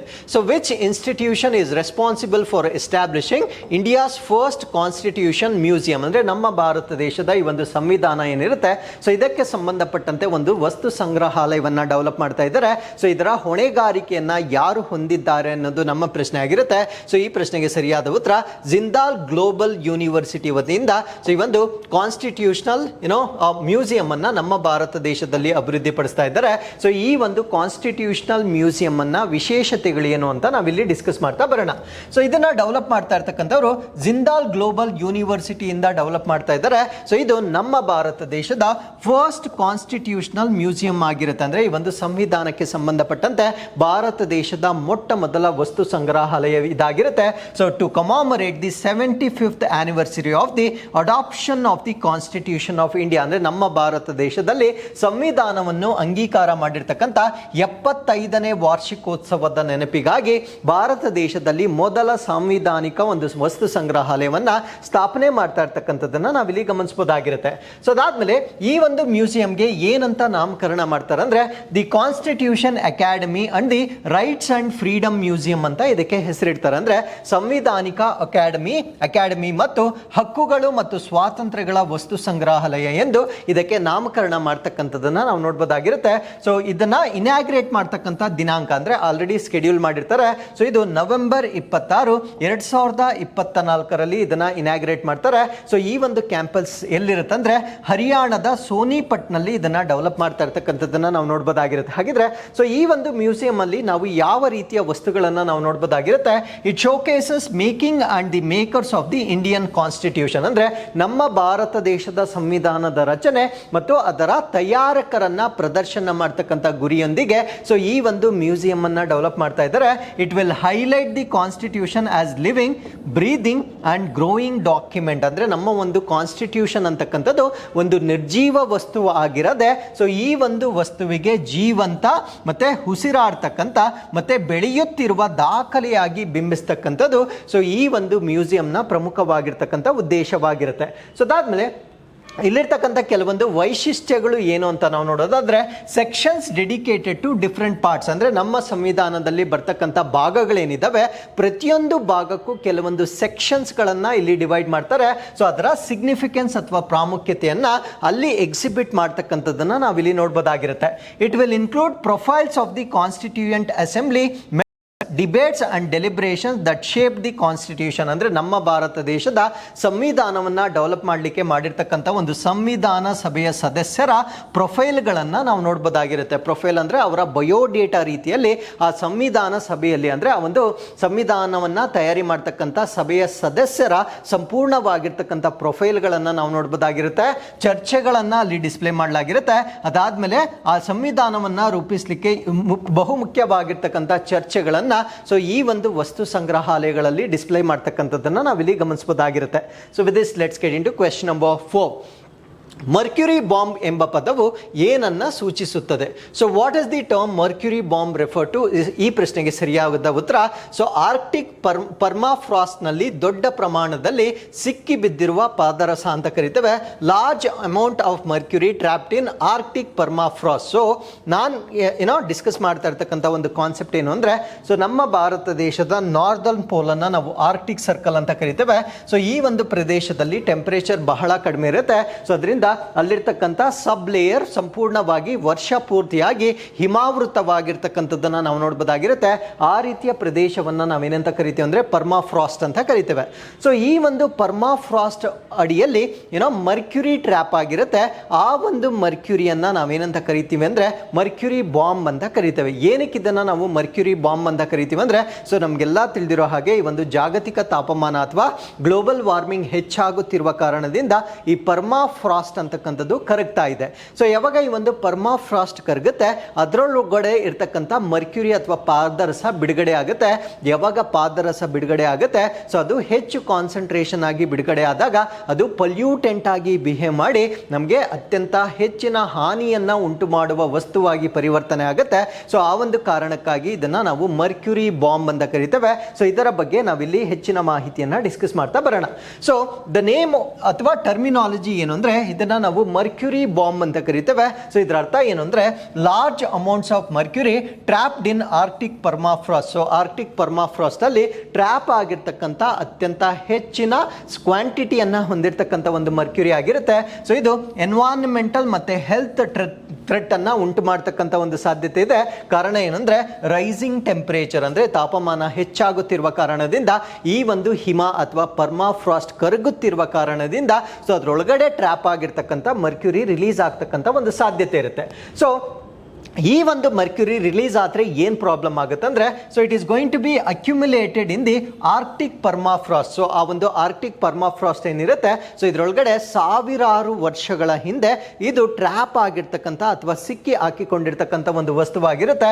So this mercury may come out from natural sources and human activities such as industrial emission. ಅಂದರೆ ನಾವು ಮಾಡ್ತಾ ಇರ್ತಕ್ಕಂಥ ಈ ಒಂದು ಕೈಗಾರಿಕೆಗಳಿಂದ, ಸೊ ಅದರ ಹೊರಸೂಸುವಿಕೆಯಿಂದ, ಒಂದು ಚಟುವಟಿಕೆಗಳಿಂದ, ಸೊ ಈ ಒಂದು ಮರ್ಕ್ಯುರಿ ಅಂತಕ್ಕಂಥದ್ದು ಈ ಪರ್ಮಾಫ್ರಾಸ್ಟ್ ನಿಂದ ಹೊರಗಡೆ ಬರ್ತಕ್ಕಂಥ ಸಾಧ್ಯತೆಯನ್ನ ನಾವಿಲ್ಲಿ ನೋಡಬಹುದಾಗಿರುತ್ತೆ. ಸೊ ಇದು ಯಾವ ಕಾರಣಕ್ಕಾಗಿ ರಿಲೀಸ್ ಆಗುತ್ತೆ ಅಂದ್ರೆ ಥಾಯಿಂಗ್ ಪ್ರೋಸೆಸ್ ಅಂತ ಕರಿತೇವೆ. ಥಾಯಿಂಗ್ ಇಸ್ ನಥಿಂಗ್ ಬಟ್ ಕರಗುವಿಕೆಯಿಂದ ಬಿಡುಗಡೆ ಆಗ್ತಕ್ಕಂಥ ಒಂದು ವಸ್ತುವಾಗಿರುತ್ತೆ. Permafrost thaws releasing mercury into the environment. ಅಂದ್ರೆ ಯಾವಾಗ ಅಲ್ಲಿ ಹಿಮ ಕರಗುತ್ತೆ, ಆಟೋಮ್ಯಾಟಿಕಲಿ ಅದರೊಳಗಡೆ ಟ್ರ್ಯಾಪ್ ಆಗಿರ್ತಕ್ಕಂಥ ಮರ್ಕ್ಯುರಿ ನ್ಯಾಚುರಲ್ ರಿಸೋರ್ಸಸ್ಗೆ ಅದು ಬಿಡುಗಡೆ ಆಗ್ತಕ್ಕಂಥದ್ದನ್ನ ನಾವು ನೋಡಬಹುದಾಗಿರುತ್ತೆ. So Arctic warming up to 4 times faster than the global average. So ಇಲ್ಲಿರ್ತಕ್ಕಂಥ ಇನ್ನೊಂದು ಪ್ರಾಬ್ಲಮ್ ಏನು ಅಂದರೆ, ಜಾಗತಿಕವಾಗಿ ಅಥವಾ ಗ್ಲೋಬಲ್ ಆವರೇಜ್ ಏನಿರುತ್ತೆ ಅದಕ್ಕಿಂತ 4 ಪಟ್ಟು ಹೆಚ್ಚಾಗಿ ಈ ಒಂದು ಆರ್ಕ್ಟಿಕ್ ವಲಯ ಏನಿದೆ ಅದು ವೇಗವಾಗಿ ಕರಗ್ತಾ ಇರ್ತಕ್ಕಂಥದ್ದನ್ನು ನಾವು ನೋಡ್ಬೋದಾಗಿರುತ್ತೆ. ಸೊ ಇದರಿಂದ ಅಲ್ಲಿ ಉಂಟಾಗ್ತಕ್ಕಂಥ ಪ್ರಾಬ್ಲಮ್ ಅನ್ನು ನಾವು ಇನ್ನೂ ಹೆಚ್ಚಾಗಿ ನಾವಲ್ಲಿ ನೋಡ್ಬೋದಾಗಿರುತ್ತೆ. ಹಾಗಿದ್ರೆ ಎನ್ವೈರನ್ಮೆಂಟ್ ಅಥವಾ ಪರಿಸರದ ಮೇಲೆ ಇದರಿಂದ ಆಗ್ತಕ್ಕಂಥ ಇಂಪ್ಯಾಕ್ಟ್ಸ್ ಏನು ಅಂತ ನಾವು ನೋಡೋದಾದ್ರೆ, so it is going to contaminate the soil. ಅಲ್ಲಿರ್ತಕ್ಕಂಥ ಮಣ್ಣನ್ನು ಅದು ಕಲುಷಿತಗೊಳಿಸುತ್ತೆ. ಅಲ್ಲಿರ್ತಕ್ಕಂಥ ವಾಟರ್ ಆ್ಯಂಡ್ ಏರ್ ಅಂದರೆ ನೀರು ಮತ್ತು ಗಾಳಿ ಎರಡನ್ನು ಕೂಡ ಅದು ಕಲುಷಿತಗೊಳಿಸ್ತಕ್ಕಂಥದ್ದನ್ನು ನಾವು ನೋಡ್ಬೋದಾಗಿರುತ್ತೆ. So it can be transported by rivers. ಅಂದರೆ ಅಲ್ಲಿಂದ ಉಗಮವಾಗ್ತಕ್ಕಂಥ ನದಿಗಳೇನಿರ್ತವೆ, ಸೊ ಅಲ್ಲಿಂದ ಇದು ಬೇರೆ ಪ್ರದೇಶಗಳಿಗೂ ಕೂಡ ಅದು ಟ್ರಾನ್ಸ್ಪೋರ್ಟ್ ಆಗ್ಬೋದಾಗಿರುತ್ತೆ. ಸೊ ಒಂದು ಎಕ್ಸಾಂಪಲ್ ಹೇಳೋದಾದ್ರೆ ಯುಕಾನ್ ರಿವರ್ ಅಂತ ನಾವೇನು ಹೇಳ್ತೇವೆ, ಸೊ ಇದರಿಂದ ಇದು ಬೇರೆ ಬೇರೆ ಪ್ರದೇಶಗಳಿಗೂ ಕೂಡ ಸ್ಪ್ರೆಡ್ ಆಗ್ತಕ್ಕಂಥದ್ದನ್ನು ನಾವು ನೋಡ್ಬೋದಾಗಿರುತ್ತೆ. ಸೊ ಅದಾದ್ಮೇಲೆ ಇದರಿಂದ ಆಗ್ತಕ್ಕಂಥ ಹೆಲ್ತ್ ರಿಸ್ಕ್ಸ್ ಅಥವಾ ಆರೋಗ್ಯದ ಮೇಲೆ ಯಾವ ರೀತಿಯ ಪ್ರಭಾವವನ್ನು ಬೀರ್ಬೋದಾಗಿರುತ್ತೆ ಅಂದರೆ, ಸೊ ಮರ್ಕ್ಯುರಿಯನ್ನ ನಾವೇನಂತ ಕರಿತೀವಿ ಅಂದರೆ ಟಾಕ್ಸಿಕ್ ಮೆಟಲ್ ಅಥವಾ ವಿಷಕಾರಿಯಾಗಿರ್ತಕ್ಕಂಥ ಲೋಹ ಅಂತ ಕರಿತೇವೆ. So it is going to be accumulated in our food chain. ಅಂದರೆ ನಮ್ಮ ಆಹಾರ ಸರಪಳಿ ಏನಿದೆ ಆ ಒಂದು ಆಹಾರ ಸರಪಳಿಗೆ ಇದು ಸುಲಭವಾಗಿ ಸೇರಿಕೊಳ್ಳುತ್ತೆ. ಸೊ ಯಾವುದರ ಮುಖಾಂತರ ಇದು ಫುಡ್ ಚೈನ್ಗೆ ಎಂಟರ್ ಆಗುತ್ತೆ ಅಂದರೆ ಯೂಶಲಿ ಫಿಶ್ ಮತ್ತು ಅದರ್ ವೈಲ್ಡ್ ಲೈಫ್ ಅಂದರೆ ಮೀನುಗಳು ಮತ್ತು ಇತರ ವನ್ಯಜೀವಿಗಳ ಮುಖಾಂತರ ಇದು ನಮ್ಮ ಆಹಾರ ಸರಪಳಿಗೆ ಸೇರ್ಕೊಳ್ತಕ್ಕಂಥ ಒಂದು ಸಾಧ್ಯತೆ ಇದೆ. ಸೊ ಯಾವಾಗ ಇದು ನಮ್ಮ ಆಹಾರ ಸರಪಳಿಗೆ ಬರುತ್ತೆ, it is going to cause serious health risk. ಅಂದರೆ ಅತ್ಯಂತ ಗಂಭೀರವಾಗಿರ್ತಕ್ಕಂಥ ಆರೋಗ್ಯ ಸಮಸ್ಯೆಗಳನ್ನು ಇದು ಉಂಟು ಮಾಡುತ್ತೆ. Approximately 5 million people living in the Arctic region. ಅಂದರೆ ಈ ಒಂದು ಆರ್ಕ್ಟಿಕ್ ಪ್ರದೇಶದಲ್ಲಿ ವಾಸ ಮಾಡ್ತಾ ಇರ್ತಕ್ಕಂಥ ಸರಿಸುಮಾರು 5 million ಪಾಪ್ಯುಲೇಷನ್ಗೆ ಇದು ಥ್ರೆಟ್ ಅನ್ನು ಉಂಟು ಮಾಡ್ತಕ್ಕಂಥ ಒಂದು ಡೆವಲಪ್ಮೆಂಟ್ ಆಗಿರುತ್ತೆ. ಸೊ ಈ ಒಂದು ಮರ್ಕ್ಯುರಿ ಅಂತಕ್ಕಂಥದ್ದು ಅಥವಾ ನಮ್ಮ ಒಂದು ಎನ್ವೈರನ್ಮೆಂಟ್ ಎಕಾಲಜಿಯಲ್ಲಿ ಈ ಒಂದು ಪೊಲ್ಯೂಟೆಂಟ್ಸ್ ಏನಿರುತ್ತೆ ಅದು 2 ರೀತಿಯಲ್ಲಿ ನಮ್ಮ ದೇಹದಲ್ಲಿ ಸಂಗ್ರಹಣೆ ಆಗುತ್ತೆ. ಸೊ ಒಂದನ್ನು ನಾವು ಬಯೋ ಅಕ್ಯುಮುಲೇಷನ್ ಅಂತ ಕರಿತೇವೆ, ಜೈವಿಕ ಶೇಖರಣೆ ಅಂತ ಕರಿತೇವೆ. ಇನ್ನೊಂದನ್ನ ಬಯೋ ಮ್ಯಾಗ್ನಿಫಿಕೇಶನ್ ಅಥವಾ ಜೈವಿಕ ವರ್ಧನೆ ಅಂತ ಕರಿತೇವೆ. ಬಯೋ ಅಕ್ಯುಮುಲೇಷನ್ ಮತ್ತೆ ಬಯೋ ಮ್ಯಾಗ್ನಿಫಿಕೇಶನ್ಗೂ ಇರ್ತಕ್ಕಂಥ ವ್ಯತ್ಯಾಸ ಏನು ಅಂದರೆ, ಅಕ್ಯುಮುಲೇಷನ್ ಅಂದರೆ ಒಂದೇ ಒಂದು ಜೀವಿ. ಸೊ ಎ ಅಂದರೆ 1 ಅಂತ ನೀವು ನೆನ್ಪಿಟ್ಕೊಳ್ಳಿ. ಸೊ ಅಕ್ಯುಮುಲೇಷನ್ ಅಂದರೆ ಒಂದೇ ಜೀವಿಯಲ್ಲಿ ನಿರಂತರವಾಗಿ ಆ ಒಂದು ಪೊಲ್ಯೂಟೆಂಟ್ ಇನ್ಕ್ರೀಸ್ ಆಗ್ತಾ ಇದ್ರೆ, ಸೊ ಅದನ್ನು ನಾವೇನಂತ ಕರಿತೇವೆ ಅಂದರೆ ಬಯೋ ಅಕ್ಯುಮುಲೇಷನ್ ಅಂತ ಕರಿತೇವೆ. ಫಾರ್ ಎಕ್ಸಾಂಪಲ್ ನಾವು ಒಂದು ಪಿರಮಿಡ್ ಅಂತ ತಗೊಂಡ್ರೆ, ಅಂದರೆ ನಮ್ಮ ಒಂದು ಪರಿಸರ ವ್ಯವಸ್ಥೆಯಲ್ಲಿರ್ತಕ್ಕಂಥ ಒಂದು ಪಿರಮಿಡ್ ಅಂತ ತಗೊಂಡ್ರೆ, ಸೊ ಇವುಗಳನ್ನು ಪ್ರತಿ ಹಂತವನ್ನು ನಾವು ಟ್ರಾಪಿಕ್ ಲೆವೆಲ್ಸ್ ಅಂತ ಕರಿತೇವೆ. ಸೊ ಈ ಬಯೋ ಅಕ್ಯುಮುಲೇಷನ್ ಅಂತಕ್ಕಂಥದ್ದು ಒಂದೇ ಟ್ರಾಪಿಕ್ ಲೆವೆಲಲ್ಲಿ ಅದು ಇನ್ಕ್ರೀಸ್ ಆಗ್ತಾ ಇದ್ರೆ, ಅಂದರೆ ವಿತ್ ಇನ್ 1 ಪರ್ಟಿಕ್ಯುಲರ್ ಆರ್ಗ್ಯಾನಿಸಮ್ ಅದು ಇನ್ಕ್ರೀಸ್ ಆಗ್ತಾ ಇದ್ರೆ, ಸೊ ಅದನ್ನು ನಾವು ಬಯೋ ಅಕ್ಯುಮುಲೇಷನ್ ಅಂತ ಕರಿತೇವೆ. ನಾವು what you mean by biomagnification? Biomagnification ಅಂದರೆ, ಸೊ ಈ ಒಂದು ಬಾಟಮಲ್ಲಿ ಇರ್ತಕ್ಕಂಥ ಲೇಯರನ್ನು ನಾವು ಯಾವಾಗಲೂ ಅಷ್ಟೇ ಪ್ರೊಡ್ಯೂಸರ್ಸ್ ಅಂತ ಕರಿತೇವೆ. ಸೊ ಅದಾದ ನಂತರ ಕನ್ಸ್ಯೂಮರ್ಸ್ ಬರ್ತಾರೆ, ಅಂದರೆ ಭಕ್ಷಕರು ಮತ್ತು ಉತ್ಪಾದಕರು ಅಂತ ಕರಿತೇವೆ. ಸೊ ಉತ್ಪಾದಕರನ್ನು ಯಾವಾಗಲೂ ಕೂಡ ಕನ್ಸ್ಯೂಮರ್ಸ್ ಕನ್ಸ್ಯೂಮ್ ಮಾಡ್ತಾ ಇರ್ತವೆ. ಅಲ್ಲಿಗೆ ಪೊಲ್ಯೂಟೆಂಟ್ ಲೋವರ್ ಲೆವೆಲಿಂದ ಹೈಯರ್ ಲೆವೆಲ್ಗೆ, ಅಂದರೆ ಡಿಫ್ರೆಂಟ್ ಟ್ರಾಪಿಕ್ ಲೆವೆಲ್ಗೆ ರೈಸ್ ಆಗ್ತಾ ಇರುತ್ತೆ. ಸೊ ಯಾವಾಗ ಇದು ಒಂದು ಹಂತದಿಂದ ಇನ್ನೊಂದು ಹಂತಕ್ಕೆ ಆಹಾರದ ರೂಪದಲ್ಲಿ ಬೇರೊಂದು ಜೀವಿಗಳು ಸೇವಿಸ್ತಾ ಬರ್ತವೆ, ಸೊ ಅವಾಗ ಮೇಲಕ್ಕೆ ಹೋಗ್ತಾ ಹೋಗ್ತಾ ಅದ್ರ ಕಾನ್ಸಂಟ್ರೇಷನ್ ಇನ್ಕ್ರೀಸ್ ಆಗುತ್ತೆ. ಸೊ ಈ ರೀತಿಯ ಏರಿಕೆಯನ್ನು ನಾವೇನಂತ ಕರಿತೀವಿ ಅಂದರೆ ಬಯೋ ಮ್ಯಾಗ್ನಿಫಿಕೇಶನ್ ಅಂತ ಕರಿತೇವೆ. ಸೊ ಅಕ್ಯುಮುಲೇಷನ್ ಅಂದರೆ ಒಂದೇ ಟ್ರಾಪಿಕ್ ಲೆವೆಲಲ್ಲಿ ನಡೆಯುತ್ತೆ. ಮ್ಯಾಗ್ನಿಫಿಕೇಶನ್ ಅಂದರೆ ಒಂದು ಹಂತದಿಂದ ಇನ್ನೊಂದು ಹಂತಕ್ಕೆ ಮಾಲಿನ್ಯಕಾರಕಗಳು ಏರಿಕೆ ಆಗೋದನ್ನು ನಾವೇನಂತ ಕರಿತೀವಿ ಅಂದರೆ ಬಯೋ ಮ್ಯಾಗ್ನಿಫಿಕೇಶನ್ ಅಂತ ಕರಿತೇವೆ. ಸೊ ಅಲ್ಟಿಮೇಟ್ಲಿ ಈ ಟಾಪ್ ಆಫ್ ದಿ ಅಪೆಕ್ಸ್ ಯಾರು ಬರ್ತಾರೆ ಆ ಜೀವಿಗಳಿಗೆ ಹೆಚ್ಚು ತೊಂದರೆಯನ್ನು ಉಂಟು ಮಾಡ್ತಕ್ಕಂಥದ್ದನ್ನು ನಾವಿಲ್ಲಿ ಗಮನಿಸಬಹುದಾಗಿರುತ್ತೆ. So with this let's get in to question number 5.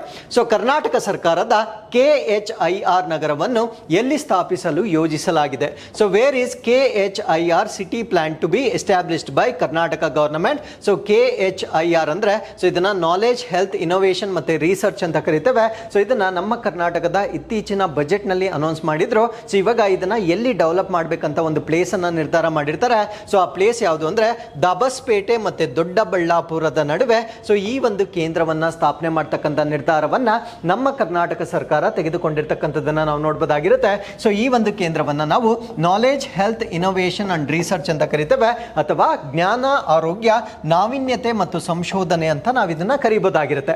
So ಇದು ನಮ್ಮ ಬೆಂಗಳೂರಿನಿಂದ 60 ಕಿಲೋಮೀಟರ್ಸ್ ಅಥವಾ 60 ಕಿಲೋಮೀಟರ್ ದೂರದಲ್ಲಿರ್ತಕ್ಕಂಥ ದಾಬಸ್ಪೇಟೆ ಮತ್ತೆ ದೊಡ್ಡಬಳ್ಳಾಪುರ ನಡುವೆ ಸೊ ಈ ಒಂದು ಕೇಂದ್ರವನ್ನ ಸ್ಥಾಪನೆ ಮಾಡ್ತಾ ಇದ್ದಾರೆ. ಹಾಗಿದ್ರೆ ಸೊ ಈ ಒಂದು ಕೇಂದ್ರವನ್ನ ಸ್ಥಾಪನೆ ಮಾಡುವ ಉದ್ದೇಶ ಅಥವಾ ಅದರ ಔಟ್ಕಮ್ ಏನಾಗಿರುತ್ತೆ ಅಂದ್ರೆ so it is going to attract the investment about 40,000 crores 40,000 ಕೋಟಿಗಳಷ್ಟು ಬಂಡವಾಳ ಹೂಡಿಕೆಯನ್ನ ಅಟ್ರಾಕ್ಟ್ ಮಾಡ್ತಕ್ಕಂಥ ಒಂದು ಡೆಸ್ಟಿನೇಷನ್ ಆಗಿರುತ್ತೆ. So it is going to create 80,000 new jobs 80,000 ಹೊಸ ಉದ್ಯೋಗಗಳನ್ನ ಸೃಷ್ಟಿ ಮಾಡ್ತಕ್ಕಂಥ ಒಂದು ಸಾಧ್ಯತೆಯನ್ನ ಸೊ ಈ ಒಂದು ಕೇಂದ್ರದಿಂದ ನಾವು ಎಕ್ಸ್ಪೆಕ್ಟ್ ಮಾಡ್ಬೋದಾಗಿರುತ್ತೆ. ಹಾಗಿದ್ರೆ ಸೊ ಈ ಒಂದು ಕೇಂದ್ರದಲ್ಲಿ ಯಾವ ರೀತಿಯ ಪ್ರದೇಶಗಳ ಮೇಲೆ ಹೆಚ್ಚಿಗೆ ಇನೋವೇಷನ್ ಮಾಡ್ತಾರೆ ಅಥವಾ ಹೆಚ್ಚಿಗೆ ರಿಸರ್ಚ್ ಅನ್ನ ಮಾಡ್ತಾರೆ ಅಂತ ನಾವು ನೋಡೋದಾದ್ರೆ ಫ್ಯೂಚರ್ ಮೊಬಿಲಿಟಿ ಅಂದ್ರೆ ಭವಿಷ್ಯದಲ್ಲಿ ನಾವು ಬಳಕೆ ಮಾಡ್ತಕ್ಕಂಥ ಚಲನಶೀಲತೆ ಅಥವಾ ವಾಹನಗಳ ಬಗ್ಗೆ, ಸೊ ಅದಾದ್ಮೇಲೆ ಸೆಮಿ ಕಂಡಕ್ಟರ್ಗಳ ಬಗ್ಗೆ ಅಂದ್ರೆ ಅರೆವಾಹಕಗಳ ಬಗ್ಗೆ, ಸೊ ಅದಾದ್ಮೇಲೆ ಏರೋಸ್ಪೇಸ್ ಬಗ್ಗೆ, ಡಿಫೆನ್ಸ್ ಬಗ್ಗೆ, ಸ್ಪೇಸ್ ಟೆಕ್ನಾಲಜಿ ಆಗಿರ್ಬೋದು, ಈವನ್ ಲೈಫ್ ಸೈನ್ಸಸ್ ಬಗ್ಗೆ, ಸೊ ಅದಾದ್ಮೇಲೆ ಅಡ್ವಾನ್ಸ್ಡ್ ಮ್ಯಾನುಫ್ಯಾಕ್ಚರಿಂಗ್ ಏನಿರುತ್ತೆ. ಸೊ ಇಷ್ಟು ವಿಷಯಗಳ ಮೇಲೆ ಈ ಒಂದು ಕೇಂದ್ರಗಳಲ್ಲಿ ಕೇಂದ್ರೀಕರಿಸತಕ್ಕಂಥದ್ದು ಅಥವಾ ಫೋಕಸ್ ಮಾಡ್ತಕ್ಕಂಥದ್ದನ್ನ ನಾವಿಲ್ಲಿ ಎಕ್ಸ್ಪೆಕ್ಟ್ ಮಾಡಬಹುದಾಗಿರುತ್ತೆ. So with this let's get into question number 6. Paris 2024ರ ಪ್ಯಾರಾಲಿಂಪಿಕ್ ಕ್ರೀಡಾಕೂಟದಲ್ಲಿ ಭಾರತ ತಂಡಕ್ಕೆ ಶೆಫ್ ಡಿ ಮಿಷನ್ ಆಗಿ ಯಾರು ನೇಮಕಗೊಂಡಿದ್ದಾರೆ? Who has been appointed as the chef de mission for the India's contingent at Paris 2024 Paralympic games. So Paralympic ಗೇಮ್ಸ್ಗಾಗಿ ಭಾರತ ದೇಶದಿಂದ chef de mission ಆಗಿ ಯಾರು ಆಯ್ಕೆ ಆಗಿದ್ದಾರೆ ಅನ್ನೋದು ನಮ್ಮ ಪ್ರಶ್ನೆ ಆಗಿರುತ್ತೆ. ಈ ಪ್ರಶ್ನೆಗೆ ಸರಿಯಾದ ಉತ್ತರ ಸತ್ಯಪ್ರಕಾಶ್ ಸಾಂಗ್ವಾನ್ ರವರು ಇಲ್ಲಿ ಆಯ್ಕೆ ಆಗಿರ್ತಾರೆ. ಶೆಫ್ ಡಿ ಮಿಷನ್ ಅಂದ್ರೆ ಸೊ ಅವರು ಅಲ್ಲಿರ್ತಕ್ಕಂಥ ಅಂದ್ರೆ ಆ ಒಂದು ಸ್ಪೋರ್ಟ್ ಅನ್ನ ಆರ್ಗನೈಸ್ ಮಾಡಿರ್ತಕ್ಕಂಥವ್ರು ಅವರ ಜೊತೆ ಮತ್ತೆ ನಮ್ಮ ಕ್ರೀಡಾಪಟುಗಳು ಏನಿರ್ತಾರೆ ಸೊ ಅವರಿಬ್ಬರ ಮಧ್ಯೆ ಲಿಂಕ್ ರೀತಿಯಲ್ಲಿ ಬಿಹೇವ್ ಮಾಡ್ತಕ್ಕಂಥ ಒಂದು ಪೊಸಿಷನ್ ಆಗಿರುತ್ತೆ. ಸೊ ಈ ಒಂದು ಪೊಸಿಷನ್ಗೆ ಸತ್ಯಪ್ರಕಾಶ್ ಸಾಂಗ್ವಾನ್ ಅವರು ಆಯ್ಕೆ ಆಗಿರ್ತಕ್ಕಂಥದ್ದನ್ನ ನಾವು ನೋಡಬಹುದಾಗಿರುತ್ತೆ. ಸೊ ಇದು ಪ್ಯಾರಿಸ್ 2024ರ ಪ್ಯಾರಾಲಿಂಪಿಕ್ ಗೇಮ್ಸ್ಗೆ ಸಂಬಂಧಪಟ್ಟಿರ್ತಕ್ಕಂಥ ಆಯ್ಕೆ ಆಗಿರುತ್ತೆ. ಸೊ ಇವರ ರೋಲ್ಸ್ ಅಂಡ್ ರೆಸ್ಪಾನ್ಸಿಬಿಲಿಟೀಸ್ ಏನು ಅಂತ ನಾವು ನೋಡೋದಾದ್ರೆ ಸೊ ಈ will lead India longest ever contingent of 84 para athletes. ಅಂದ್ರೆ ಈ ಒಂದು ಪ್ಯಾರಾಲಿಂಪಿಕ್ಸ್ ನಲ್ಲಿ ಸೊ ಇದೇ ಮೊಟ್ಟ ಮೊದಲ ಬಾರಿಗೆ ಎಷ್ಟು ಅಥ್ಲೆಟ್ಸ್ಗಳು ಪಾರ್ಟಿಸಿಪೇಟ್ ಮಾಡ್ತಾ ಇದ್ದಾರೆ? 84 ಪ್ಯಾರಾ ಅಥ್ಲೆಟ್ಸ್ ಅನ್ನ ರೆಪ್ರೆಸೆಂಟ್ ಮಾಡ್ತಕ್ಕಂಥ ಒಂದು ರೆಸ್ಪಾನ್ಸಿಬಿಲಿಟಿಯನ್ನ ಇವರು ಕೊಟ್ಟಿರ್ತಾರೆ. ಸೊ ಈ 84 ಜನ 12 ಸ್ಪೋರ್ಟ್ಸ್ ಡಿಸಿಪ್ಲಿನ್ಗಳಲ್ಲಿ ಪಾರ್ಟಿಸಿಪೇಟ್ ಮಾಡ್ತಾ ಇರ್ತಕ್ಕಂಥದ್ದನ್ನು ನಾವಿಲ್ಲಿ ಗಮನಿಸಬಹುದಾಗಿರುತ್ತೆ. ಸೊ ಅದಾದ್ಮೇಲೆ ಇವರ ಒಂದು ಎಕ್ಸ್ಪೀರಿಯನ್ಸ್ ಅನ್ನ ನಾವು ನೋಡೋದಾದ್ರೆ so Sangwan is the vice president of the Paralympic committee of India. So ನಮ್ಮ ಭಾರತ ದೇಶದ ಈ ಒಂದು ಪ್ಯಾರಾಲಿಂಪಿಕ್ ಕಮಿಟಿ ಏನಿದೆ ಸೊ ಇದರ ಉಪಾಧ್ಯಕ್ಷರಾಗಿ ಪ್ರಸ್ತುತವಾಗಿ ಅವರು ಕಾರ್ಯನಿರ್ವಹಿಸ್ತಾ ಇರ್ತಕ್ಕಂಥದ್ದನ್ನ ನಾವು ನೋಡಬಹುದಾಗಿರುತ್ತೆ. So with this let's get into question number 7. ಕಂದು ಕರಡಿ ಯಾವ ಪ್ರದೇಶದಲ್ಲಿ ಕಂಡು ಬರುತ್ತದೆ? So in which region is the brown bear found very often? So ಈ ಪ್ರಶ್ನೆಗೆ ಸರಿಯಾದ ಉತ್ತರ ಯುರೇಷಿಯಾ ಮತ್ತು ಉತ್ತರ ಅಮೆರಿಕದಲ್ಲಿ ಅಥವಾ ನಾರ್ತ್ ಅಮೆರಿಕದಲ್ಲಿ ಸೊ ಈ ಒಂದು ಕಂದು ಕರಡಿಯನ್ನ ನಾವು ಹೆಚ್ಚಾಗಿ ನೋಡಬಹುದಾಗಿರುತ್ತೆ. ಸೊ ಈ ಒಂದು ಬ್ರೌನ್ ಬೇರ್ ಬಗ್ಗೆ ನಾನು ಪ್ರಶ್ನೆಯನ್ನ ಕೊಡ್ಲಿಕ್ಕೆ ಕಾರಣ ಏನು ಅಂದ್ರೆ ಸ್ವೀಡನ್ ಬಿಗಿನ್ಸ್ ಬ್ರೌನ್ ಬೇರ್ ಹಂಟಿಂಗ್ ಸೀಸನ್. ಅಂದ್ರೆ ಸ್ವೀಡನ್ ಅಲ್ಲಿ ಪ್ರತಿ ವರ್ಷ ಒಂದು ಆಚರಣೆಯನ್ನ ಮಾಡ್ತಾರೆ. ಆ ಆಚರಣೆ ಏನು ಅಂದ್ರೆ ಈ ಬ್ರೌನ್ ಬೇರ್ ಅನ್ನ ಕೊಲೆ ಮಾಡ್ತಕ್ಕಂಥ ಅಥವಾ ಅದನ್ನ ಸಾಯಿಸ್ತಕ್ಕಂಥ ಒಂದು ಹಬ್ಬವನ್ನ ಮಾಡ್ತಾರೆ. ಸೊ ಪ್ರತಿ ವರ್ಷ ಆ ಒಂದು ಹಬ್ಬವನ್ನ ಮಾಡುವುದಕ್ಕಿಂತ ಮುಂಚೆ ಈ ವರ್ಷ ಎಷ್ಟು ಪ್ರಾಣಿಗಳನ್ನ ಸಾಯಿಸಬಹುದು ಎನ್ನುವುದನ್ನ ಆ ಸರ್ಕಾರ ಒಂದು ಪರ್ಮಿಷನ್ ಅನ್ನ ಕೊಡುತ್ತೆ. ಹಾಗಿದ್ರೆ ಈ ವರ್ಷ ಎಷ್ಟು ಪರ್ಮಿಷನ್ ಅನ್ನ ಕೊಟ್ಟಿದೆ? ಸೊ ಅದಕ್ಕೆ ಕಾರಣ ಏನು? ಸೊ ಅದಾದ್ಮೇಲೆ ಈ ಬ್ರೌನ್ ಬೇರ್ ಬಗ್ಗೆ ಬೇಸಿಕ್ ಮಾಹಿತಿಯನ್ನ ನಾವಿಲ್ಲಿ ಡಿಸ್ಕಸ್ ಮಾಡ್ತಾ ಬರೋಣ.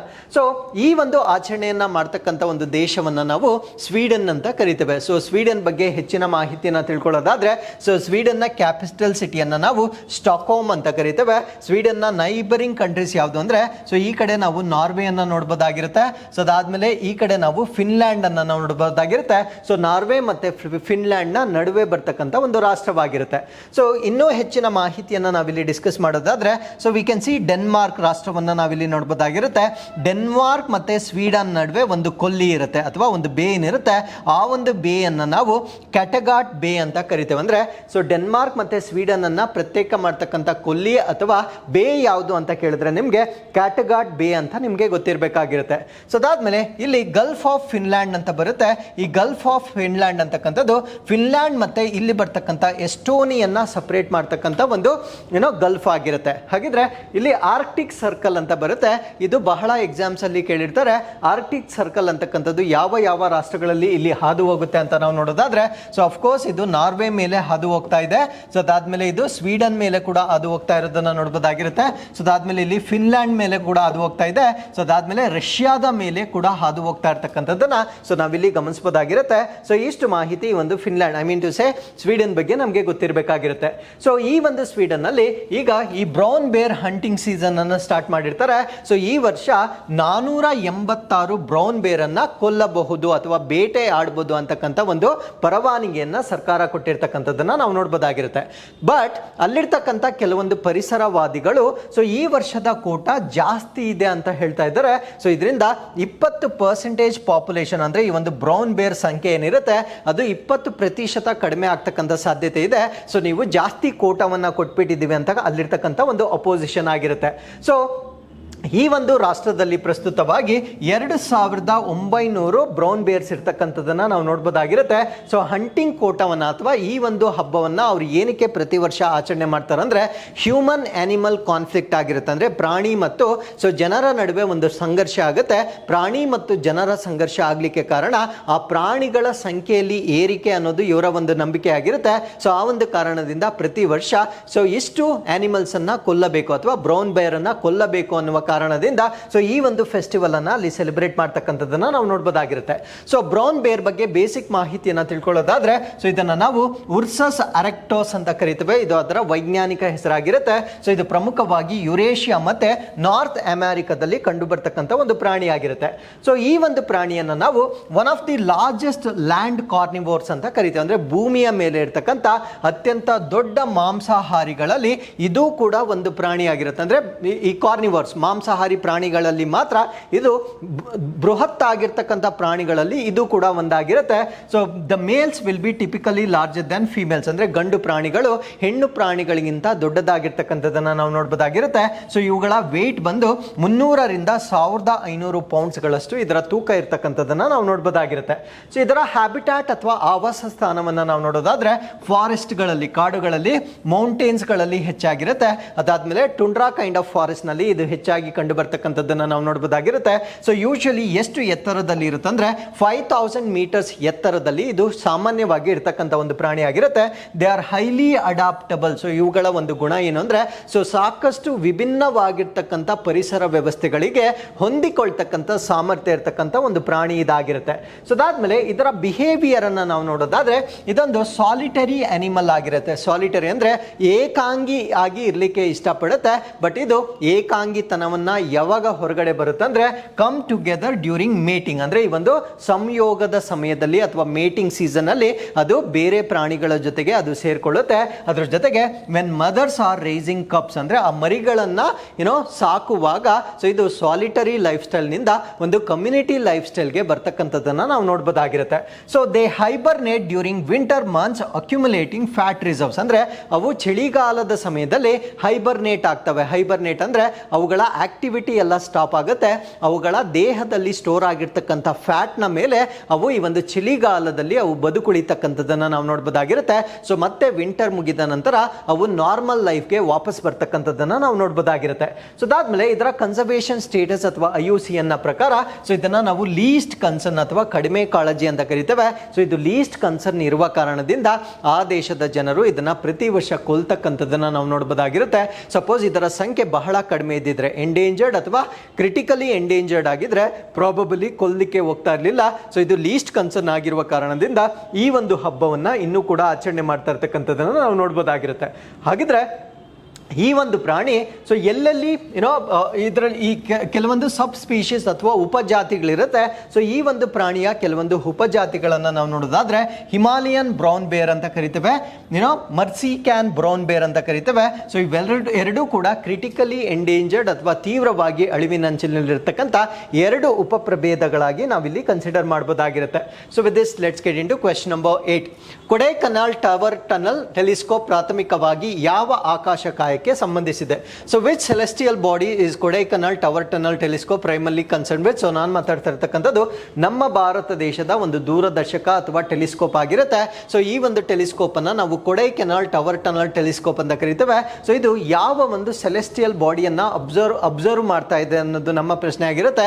ಸೊ ಈ ಪ್ರಶ್ನೆಗೆ ಸರಿಯಾದ ಉತ್ತರ ಇದು ಸೂರ್ಯ ಅಥವಾ ಸನ್ ಅನ್ನ ವೀಕ್ಷಣೆ ಮಾಡ್ತಾ ಇರ್ತಕ್ಕಂಥ ಒಂದು ಟೆಲಿಸ್ಕೋಪ್ ಆಗಿರುತ್ತೆ. ಸೊ ಇದು ಕೊಡೈಕನಾಲ್ ಅಲ್ಲಿ ಇರ್ತಕ್ಕಂಥದ್ದನ್ನ ನಾವು ನೋಡಬಹುದಾಗಿರುತ್ತೆ. ಸೊ ಈ ಒಂದು ಟೆಲಿಸ್ಕೋಪ್ ನ ಬಗ್ಗೆ ನಾವು ಪ್ರಶ್ನೆಯನ್ನ ಕೊಡ್ಲಿಕ್ಕೆ ಕಾರಣ ಏನು ಅಂದ್ರೆ ಇದು ಸೂರ್ಯನಿಗೆ ಸಂಬಂಧಪಟ್ಟಂತೆ ಈ ಒಂದು ಮ್ಯಾಗ್ನೆಟಿಕ್ ಫೀಲ್ಡ್ ಅಥವಾ ಕಾಂತೀಯ ಕ್ಷೇತ್ರ ಮತ್ತೆ different layers of the solar atmosphere ಏನಿದೆ ಸೊ ಇದಕ್ಕೆ ಸಂಬಂಧಪಟ್ಟಂತೆ ಮಾಹಿತಿಯನ್ನ ತಿಳಿಸಿರುವ ಕಾರಣದಿಂದ ಇದು ಸುದ್ದಿಯಲ್ಲಿರ್ತಕ್ಕಂಥ ಒಂದು ಟೆಲಿಸ್ಕೋಪ್ ಆಗಿರುತ್ತೆ.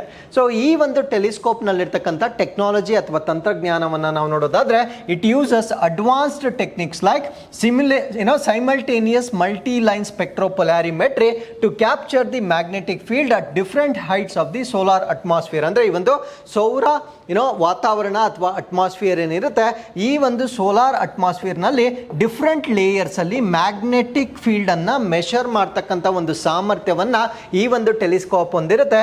This helps in detailing the magnetic structure of the sunspots and other solar features. ಅಂದ್ರೆ ಸನ್ ಸ್ಪಾಟ್ಸ್ ಅಥವಾ ಸೌರ ಕಲೆಗಳು ಅಂತ ಕರಿತೇವೆ. ಮತ್ತೆ ಸೂರ್ಯನಲ್ಲಿರ್ತಕ್ಕಂಥ ಬೇರೆ ಬೇರೆ ವೈಶಿಷ್ಟ್ಯಗಳು ಏನಿರ್ತವೆ ಸೊ ಆ ಎಲ್ಲ ಪ್ರದೇಶಗಳಲ್ಲಿ ಈ ಒಂದು ಮ್ಯಾಗ್ನೆಟಿಕ್ ಫೀಲ್ಡ್ ಹೇಗೆ ವೇರಿಯೇಷನ್ ಆಗುತ್ತೆ ಸೊ ಅದನ್ನ ಅಧ್ಯಯನ ಮಾಡಲಿಕ್ಕೆ ಈ ಒಂದು ಸುಧಾರಿತ ತಂತ್ರಜ್ಞಾನ ನಮಗೆ ಸಪೋರ್ಟ್ ಮಾಡುತ್ತೆ. ಸೊ ಅದಾದ್ಮೇಲೆ ಈ ಒಂದು ಟೆಲಿಸ್ಕೋಪ್ ಏನಿರುತ್ತೆ ಸೊ ಇದರಲ್ಲಿ ಒಂದು ಪ್ರೈಮರಿ ಮಿರರ್ ಅಥವಾ ಪ್ರಾಥಮಿಕ ಮಸೂರವನ್ನ ನಾವು ನೋಡಬಹುದಾಗಿರುತ್ತೆ. ಸೊ ದಟ್ ಟ್ರ್ಯಾಕ್ಸ್ ದಿ ಸನ್, ಅದು ಸೂರ್ಯನನ್ನ ಅಬ್ಸರ್ವ್ ಮಾಡುತ್ತೆ. ಸೆಕೆಂಡರಿ ಮಿರರ್ ಇರುತ್ತೆ, ಅಂದ್ರೆ ಒಂದು ಪ್ರೈಮರಿ ಮಿರರ್ ಇರುತ್ತೆ, ಇನ್ನೊಂದು ಸೆಕೆಂಡರಿ ಮಿರರ್ ಇರುತ್ತೆ. ಅದೇನ್ ಮಾಡುತ್ತೆ ಅಂದ್ರೆ ಸನ್ಲೈಟ್ ಅನ್ನ ರೀಡೈರೆಕ್ಟ್ ಮಾಡುತ್ತೆ, ಆ ಒಂದು ಸೂರ್ಯನ ಬೆಳಕನ್ನ ಮರು ಪ್ರವೇಶ ಮಾಡ್ತಕ್ಕಂಥದ್ದನ್ನ ನಾವು ನೋಡಬಹುದಾಗಿರುತ್ತೆ. ಸೊ ಅದಾದ್ಮೇಲೆ ಮತ್ತೊಂದು ಮಿರರ್ ಇರುತ್ತೆ, ಅದನ್ನ ಟರ್ಷಿಯರಿ ಮಿರರ್ ಅಂತ ಕರಿತೇವೆ. ಸೊ ಈ ಒಂದು ಟರ್ಷಿಯರಿ ಮಿರರ್ ಆ ರೀಡೈರೆಕ್ಟ್ ಮಾಡಿ ಸನ್ಲೈಟ್ ಏನಿರುತ್ತೆ ಅದನ್ನ ಹಾರಿಜಾಂಟಲ್ ಅಥವಾ ಸಮಾನಾಂತರವಾಗಿ ಕನ್ವರ್ಟ್ ಮಾಡ್ತಕ್ಕಂಥದ್ದನ್ನ ನಾವು ನೋಡಬಹುದಾಗಿರುತ್ತೆ. ಹಾಗಿದ್ರೆ ಇದರಿಂದ ನಮಗಾಗ್ತಕ್ಕಂಥ ಅಡ್ವಾಂಟೇಜ್ ಏನು ಅಂದ್ರೆ ಸೊ ಈ ಒಂದು ಸೆಟಪ್ ಅನ್ನ ನಾವೇನಂತ ಕರಿತೀವಿ ಅಂದ್ರೆ ಕೋಲೋಸ್ಟ್ಯಾಟ್ ಅಂತ ಕರಿತೇವೆ. ಸೊ ಈ ಒಂದು ಸೆಟಪ್ ಅನ್ನ ಅಂದ್ರೆ ಈ ಒಂದು 3 ಮಿರರ್ ಸ್ಟೇಜ್ ಏನಿರುತ್ತೆ ಸೊ ಅದರಿಂದ ಸೂರ್ಯನ ಬೆಳಕನ್ನ ಹಾರಿಜಾಂಟಲ್ ಬೀಮ್ಸ್ ಆಗಿ ಕನ್ವರ್ಟ್ ಮಾಡ್ತಾರೆ. ಸೊ ಈ ಒಂದು ತಂತ್ರಜ್ಞಾನವನ್ನ ನಾವೇನಂತ ಕರಿತೀವಿ ಅಂದ್ರೆ ಕೋಲೋಸ್ಟ್ಯಾಟ್ ಅಂತ ಕರಿತೇವೆ. So it allows for precise tracking of the observations of the sun, ಅಂದ್ರೆ ಸೂರ್ಯನ ನಿಖರವಾಗಿರ್ತಕ್ಕಂಥ ಒಂದು ವೀಕ್ಷಣೆಯನ್ನ ಮಾಡಲಿಕ್ಕೆ ಸೊ ಈ ಒಂದು ತಂತ್ರಜ್ಞಾನ ನಮಗೆ ಸಹಾಯ ಮಾಡ್ತಕ್ಕಂಥದ್ದನ್ನ ನಾವಿಲ್ಲಿ ನೋಡಬಹುದಾಗಿರುತ್ತೆ. So with this let's get into question number 9. ಮಲೇಷಿಯಾದ ಒರಂಗುಟಾನ್ ರಾಜತಾಂತ್ರಿಕತೆ ಉಪಕ್ರಮದಿಂದ ತಿಳಿಸಲಾದ ಸುಸ್ಥಿರತೆಯ ಕಾಳಜಿಗೆ ಯಾವ ಉದ್ಯಮವು ಸಂಬಂಧಿಸಿದೆ?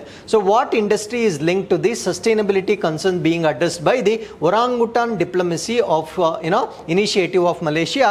ಸೊ ಈ ಪ್ರಶ್ನೆಗೆ ಸರಿಯಾದ ಉತ್ತರ ಸೊ ಈ ಒಂದು ಒರಾಂಗುಟಾನ್ ಡಿಪ್ಲೊಮೆಸಿ ಏನಿದೆ ಇದು ಪಾಮ್ ಆಯಿಲ್ ಪ್ರೊಡಕ್ಷನ್ಗೆ ಸಂಬಂಧಪಟ್ಟಿರುತ್ತೆ. So this is an interesting diplomacy ಆಗಿರುತ್ತೆ. ಸೊ ಇದರ ಅರ್ಥ ಏನು ಅಂದ್ರೆ ಈ ಮಲೇಷಿಯಾದಲ್ಲಿ ಪಾಮ್ ಆಯಿಲ್ ಅನ್ನ ಯಾರ್ಯಾರು ಇಂಪೋರ್ಟ್ ಮಾಡ್ಕೊಳ್ತಾರೆ ಅಂದ್ರೆ ಆ ರಾಷ್ಟ್ರದಿಂದ ಯಾರ್ಯಾರು ಈ ಒಂದು ತಾಳೆ ಎಣ್ಣೆಯನ್ನ ಖರೀದಿ ಮಾಡ್ತಾರೆ ಸೊ ಅವರು ಆ ಪ್ರದೇಶದಲ್ಲಿರ್ತಕ್ಕಂಥ ಒರಾಂಗುಟಾನ್ ಅಡಾಪ್ಟ್ ಮಾಡ್ಕೊಳ್ಬೇಕಾಗಿತ್ತು. ಅಂದ್ರೆ ಆ ಒಂದು ತೈಲವನ್ನ ಖರೀದಿ ಮಾಡೋದ್ರ ಜೊತೆಗೆ ಒರಾಂಗುಟಾನ್ ಅನ್ನ ಕೂಡ ಅವರು ಅಡಾಪ್ಟ್ ಮಾಡ್ಕೊಳ್ಬೇಕಾಗಿತ್ತು.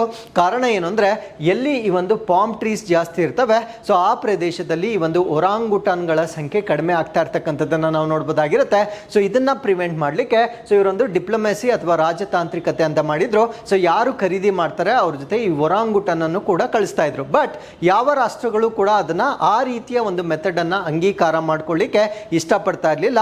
ಸೊ ಆ ಒಂದು ಕಾರಣದಿಂದ ಈ ಒರಾಂಗುಟಾನ್ ಡಿಪ್ಲೊಮೆಸಿ ಏನಿದೆ ಸೊ ಇದರಲ್ಲಿ ಕೆಲವೊಂದು ಮಾಡಿಫಿಕೇಶನ್ಸ್ ಅಥವಾ ಮಾರ್ಪಾಡುಗಳನ್ನ ಮಾಡ್ಕೊಂಡಿರ್ತಾರೆ. ಸೊ ಈ ಒಂದು ಒರಾಂಗುಟಾನ್ ಡಿಪ್ಲೊಮೆಸಿ ಡಿಪ್ಲೊಮೆಸಿ ಅಂತಕ್ಕಂಥದ್ದು ಮಲೇಷಿಯಾಗೆ ಸಂಬಂಧಪಟ್ಟಿರ್ತಕ್ಕಂಥ ಒಂದು ರಾಜತಾಂತ್ರಿಕವಾಗಿರುತ್ತೆ. ಸೊ ಮಲೇಷಿಯಾ ಮ್ಯಾಪ್ ಅನ್ನ ನಾವು ನೋಡೋದಾದ್ರೆ ಸೊ ಇದು 2 ದ್ವೀಪಗಳಾಗಿ ಬ್ರೇಕ್ ಆಗಿರ್ತಕ್ಕಂಥದ್ದನ್ನ ನಾವು ನೋಡಬಹುದಾಗಿರುತ್ತೆ. ಸೊ ಈ ಭಾಗದಲ್ಲಿ ನಾವು ಅದರ ಕ್ಯಾಪಿಟಲ್ ಸಿಟಿ ಆಗಿರ್ತಕ್ಕಂಥ ಕೌಲಾಲಂಪುರವನ್ನ ನಾವು ನೋಡಬಹುದಾಗಿರುತ್ತೆ. ಸೊ ಅದಾದ್ಮೇಲೆ ಈ ಕಡೆ ಇರ್ತಕ್ಕಂಥ ಐಲ್ಯಾಂಡ್ ಅನ್ನ ನಾವು ಬೋರ್ನಿಯೋ ಐಲ್ಯಾಂಡ್ ಅಂತ ಕರಿತೇವೆ. ಬೋರ್ನಿಯೋ ಐಲ್ಯಾಂಡ್ ನಲ್ಲಿ ನಾವು 3 ರಾಷ್ಟ್ರಗಳನ್ನ ನಾವು ನೋಡಬಹುದಾಗಿರುತ್ತೆ. ಸೊ ಒಂದನ್ನ ಬ್ರುನಿ ಅಂತ ಕರಿತೇವೆ, ಇನ್ನೊಂದು ನಾವು ಡಿಸ್ಕಸ್ ಮಾಡ್ತಾ ಇರ್ತಕ್ಕಂಥ ಮಲೇಷಿಯಾ ಆಗಿರುತ್ತೆ. ಸೊ ಇದರ ಜೊತೆಗೆ ಇದರ ಕೆಳಗಡೆ ನಾವು ಇಂಡೋನೇಷಿಯಾದ ಕೆಲವೊಂದು ಭಾಗಗಳನ್ನ ಕೂಡ ನೋಡಬಹುದಾಗಿರುತ್ತೆ. ಸೊ ಇವೆರಡನ್ನ ಒಟ್ಟಿಗೆ ಸೇರಿಸಿ ನಾವೇನಂತ ಕರಿತೀವಿ ಅಂದ್ರೆ ಮಲೇಷಿಯಾ ಅಂತ ಕರಿತೇವೆ. ಸೊ ಈ ದೇಶದ ಒಂದು ರಾಜತಾಂತ್ರಿಕತೆಯನ್ನ ನಾವು ಒರಾಂಗುಟಾನ್ ಡಿಪ್ಲೊಮೆಸಿ ಅಂತ ಕರಿತೇವೆ. ಸೊ ಈ ಒಂದು ಒರಾಂಗುಟಾನ್ ಡಿಪ್ಲೊಮೆಸಿಗೆ ಸಂಬಂಧಪಟ್ಟಂತೆ ಕೆಲವೊಂದು ಮಾರ್ಪಾಡುಗಳನ್ನ ಮಾಡಿಕೊಂಡಿರ್ತಕ್ಕಂಥದ್ದನ್ನ ನಾವು ನೋಡಬಹುದಾಗಿರುತ್ತೆ. ಸೊ ಈ ಒಂದು ಒರಾಂಗುಟಾನ್ ಪ್ರಸ್ತುತವಾಗಿ IUCN ಪ್ರಕಾರ ಕ್ರಿಟಿಕಲಿ ಎಂಡೇಂಜರ್ಡ್ ಅಥವಾ ತೀವ್ರವಾಗಿ ಅಳಿವಿನಂಚಿನಲ್ಲಿರ್ತಕ್ಕಂಥ ಒಂದು ಪ್ರಾಣಿಯಾಗಿರುತ್ತೆ. ಸೊ ಈ ಒಂದು ಪ್ರಾಣಿಯನ್ನ ರಕ್ಷಿಸುವ ಕಾರಣದಿಂದ, ಯಾಕಂದ್ರೆ ಅವರು ತಮ್ಮ ಟ್ರೇಡ್ ಅನ್ನ ಸ್ಟಾಪ್ ಮಾಡೋಕ್ಕಾಗಲ್ಲ, ಬಿಕಾಸ್ ಅವರಿಗೆ ಎಕನಾಮಿಕ್ ಇಂಟ್ರೆಸ್ಟ್ ಇರುತ್ತೆ. ಸೊ ಆ ಒಂದು ಕಾರಣದಿಂದ ಈ ಒಂದು ತಾಳೆ ಎಣ್ಣೆಯನ್ನ ಬೆಳೀತಕ್ಕಂಥದ್ದನ್ನ ಅವರು ನಿಲ್ಲಿಸ್ತಾ ಇಲ್ಲ. ಸೊ ಅದರ ಬದಲಾಗಿ ಯಾರು ಆ ಒಂದು ತೈಲವನ್ನ ಖರೀದಿ ಮಾಡ್ತಾರೆ, ಸೊ ಅವರು ಆ ಒರಾಂಗುಟಾನ್ ಅನ್ನ ಅವರ ಜೊತೆ ಅವರ ರಾಷ್ಟ್ರಕ್ಕೆ ತೆಗೆದುಕೊಂಡು ಹೋಗ್ಬೇಕಾಗಿತ್ತು. ಬಟ್ ಯಾವ ರಾಷ್ಟ್ರಗಳು ಈ ರೀತಿಯ ಡಿಪ್ಲೊಮಸಿಯನ್ನ ಒಪ್ಪಿಕೊಳ್ಳೋದಿಲ್ಲ. ಸೊ ಅದಕ್ಕೆ ಕೆಲವೊಂದು ಮಾರ್ಪಾಡುಗಳನ್ನ ಮಾಡ್ಕೊಂಡಿರ್ತಾರೆ.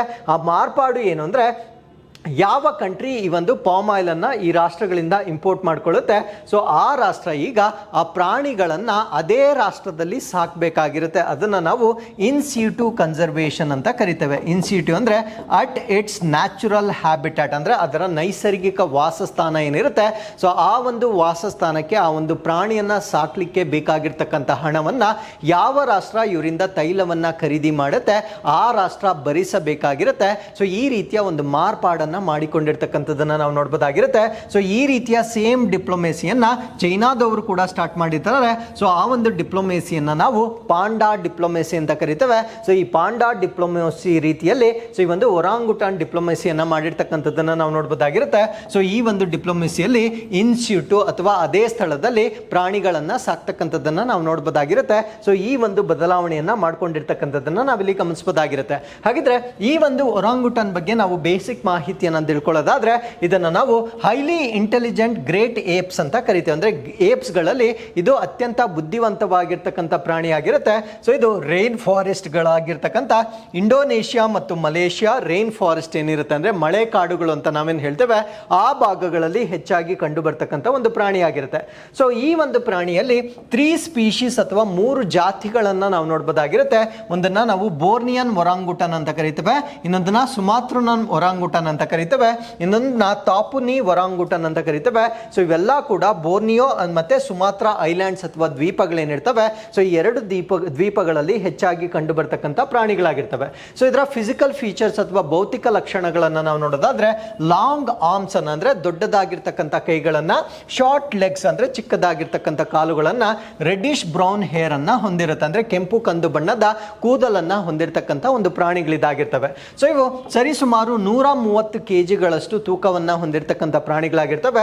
ಸೊ ಇವು ನಿಂತ್ಕೊಂಡಾಗ ಅಂದ್ರೆ in the standing position 1.3 metres ಅಷ್ಟು ಎತ್ತರವನ್ನ ಹೊಂದಿರತಕ್ಕಂಥ ಪ್ರಾಣಿಗಳಾಗಿರ್ತವೆ. ನ್ಯಾಚುರಲಿ ಫೀಮೇಲ್ಸ್ ಬಂದು ಈ ಒಂದು ಮೇಲ್ಗಿಂತ ಕಡಿಮೆ ತೂಕವನ್ನ ಹೊಂದಿರತಕ್ಕಂಥ ಪ್ರಾಣಿಗಳಾಗಿ ನಾವು ನೋಡಬಹುದಾಗಿರುತ್ತೆ. ಸೊ ಇದರ ಬಿಹೇವಿಯರ್ ಮತ್ತೆ ಲೈಫ್ ಸ್ಟೈಲ್ ಅನ್ನ ನಾವು ನೋಡೋದಾದ್ರೆ ಸೊ ಮೋಸ್ಟ್ ಅರ್ಬೋರಿಯಲ್ ಅಂತ ಕರಿತೇವೆ. ಅರ್ಬೋರಿಯಲ್ ಅಂದ್ರೆ ಹೆಚ್ಚಾಗಿ ಇವು ಮರವಾಸಿಗಳಾಗಿರ್ತವೆ, ಮರಗಳ ಮೇಲೆ ಜೀವನ ಮಾಡ್ತಕ್ಕಂಥ ಪ್ರಾಣಿಗಳಾಗಿರ್ತವೆ. ಸೊ ಇವು ಕೂಡ ಸಾಲಿಟರಿ ಆನಿಮಲ್ಸ್ ಆಗಿರ್ತವೆ, ಅಂದ್ರೆ ಏಕಾಂಗಿಯಾಗಿ ಇರ್ಲಿಕ್ಕೆ ಇಷ್ಟಪಡ್ತಕ್ಕಂಥ ಪ್ರಾಣಿಗಳಾಗಿರ್ತವೆ. ಸೊ ಅದಾದ್ಮೇಲೆ with social bonds primarily between mothers and their dependent offsprings, ಅಂದ್ರೆ ಇವು ಕೇವಲ ತನ್ನ ತಾಯಿ, ಐ ಮೀನ್ ಟು ಸೇ ಆ ಪ್ರಾಣಿಯ ಪತ್ನಿ ಮತ್ತೆ ಮಕ್ಕಳೊಂದಿಗೆ ಮಾತ್ರ ಸೋಷಿಯಲ್ ಅಟ್ಯಾಚ್ಮೆಂಟ್ ಅನ್ನ ಹೊಂದಿರುತ್ತೆ. ಬೇರೆ ಯಾವ ಪ್ರಾಣಿಗಳ ಜೊತೆ ಕೂಡ ಅದು ಮಿಂಗಲ್ ಆಗೋದಿಲ್ಲ. ಸೊ ಯೂಶಲಿ ಏಕಾಂಗಿಯಾಗಿ ಇರ್ತಕ್ಕಂಥ ಒಂದು ಪ್ರಾಣಿಯಾಗಿರುತ್ತೆ. ಸೊ ಇದರ ಕನ್ಸರ್ವೇಷನ್ ಸ್ಟೇಟಸ್ ಅನ್ನ ನಾವು ನೋಡೋದಾದ್ರೆ ಸೊ ಆಲ್ 3 ಸ್ಪೀಶೀಸ್ ಅಂದ್ರೆ ಇದಕ್ಕೆ ಸಂಬಂಧಪಟ್ಟಿರ್ತಕ್ಕಂಥ 3 ಜಾತಿಗಳೇನಿರ್ತವೆ, ಸೊ ಎಲ್ಲವನ್ನ ನಾವು ಕ್ರಿಟಿಕಲಿ ಎಂಡೇಂಜರ್ಡ್ ಅಥವಾ ತೀವ್ರ ತೀವ್ರವಾಗಿ ಅಳಿವಿನಂಚಿನಲ್ಲಿರ್ತಕ್ಕಂಥ ಪ್ರಾಣಿಗಳಾಗಿರ್ತವೆ.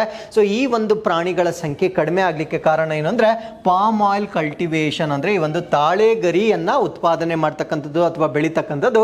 ಈ ಪಾಮ್ ಆಯಿಲ್ ಪ್ರಾಬ್ಲಮ್ ಏನು ಅಂದರೆ, ಸೊ ಇದನ್ನು ನಾವು ವಾಟರ್ ಗಜ್ಲಿಂಗ್ ಕ್ರಾಪ್ ಅಂತ ಕರಿತೇವೆ. ಅದರ ಅರ್ಥ ಏನು ಅಂದರೆ ಹೆಚ್ಚು ನೀರನ್ನು, ಅಂದರೆ ನಮ್ಮ ಯೂಕಿಲಿಪ್ಟಸ್ ಏನಿರುತ್ತೆ ಆ ರೀತಿಯಾಗಿ ಹೆಚ್ಚಿನ ನೀರನ್ನು ಹೀರಿಕೊಳ್ತಕ್ಕಂಥ ಒಂದು ಪ್ರಭೇದವಾಗಿರುತ್ತೆ. ಸೊ ಯಾವಾಗ ಈ ಒಂದು ಕಾಡುಗಳನ್ನು ಅಥವಾ ಈ ಒಂದು ಸಸ್ಯವನ್ನು ನಾವು ಜಾಸ್ತಿ ಬೆಳೆಸ್ತೇವೆ, ಸೊ ಅಲ್ಲಿ ಸುತ್ತಮುತ್ತಲಿರ್ತಕ್ಕಂಥ ನೇಟಿವ್ ಪ್ಲಾಂಟ್ಸ್ ಎಲ್ಲ ಕೂಡ ಡಿಸ್ಟ್ರಾಯ್ ಆಗ್ತಕ್ಕಂಥ ಒಂದು ಸಾಧ್ಯತೆ ಇರುತ್ತೆ.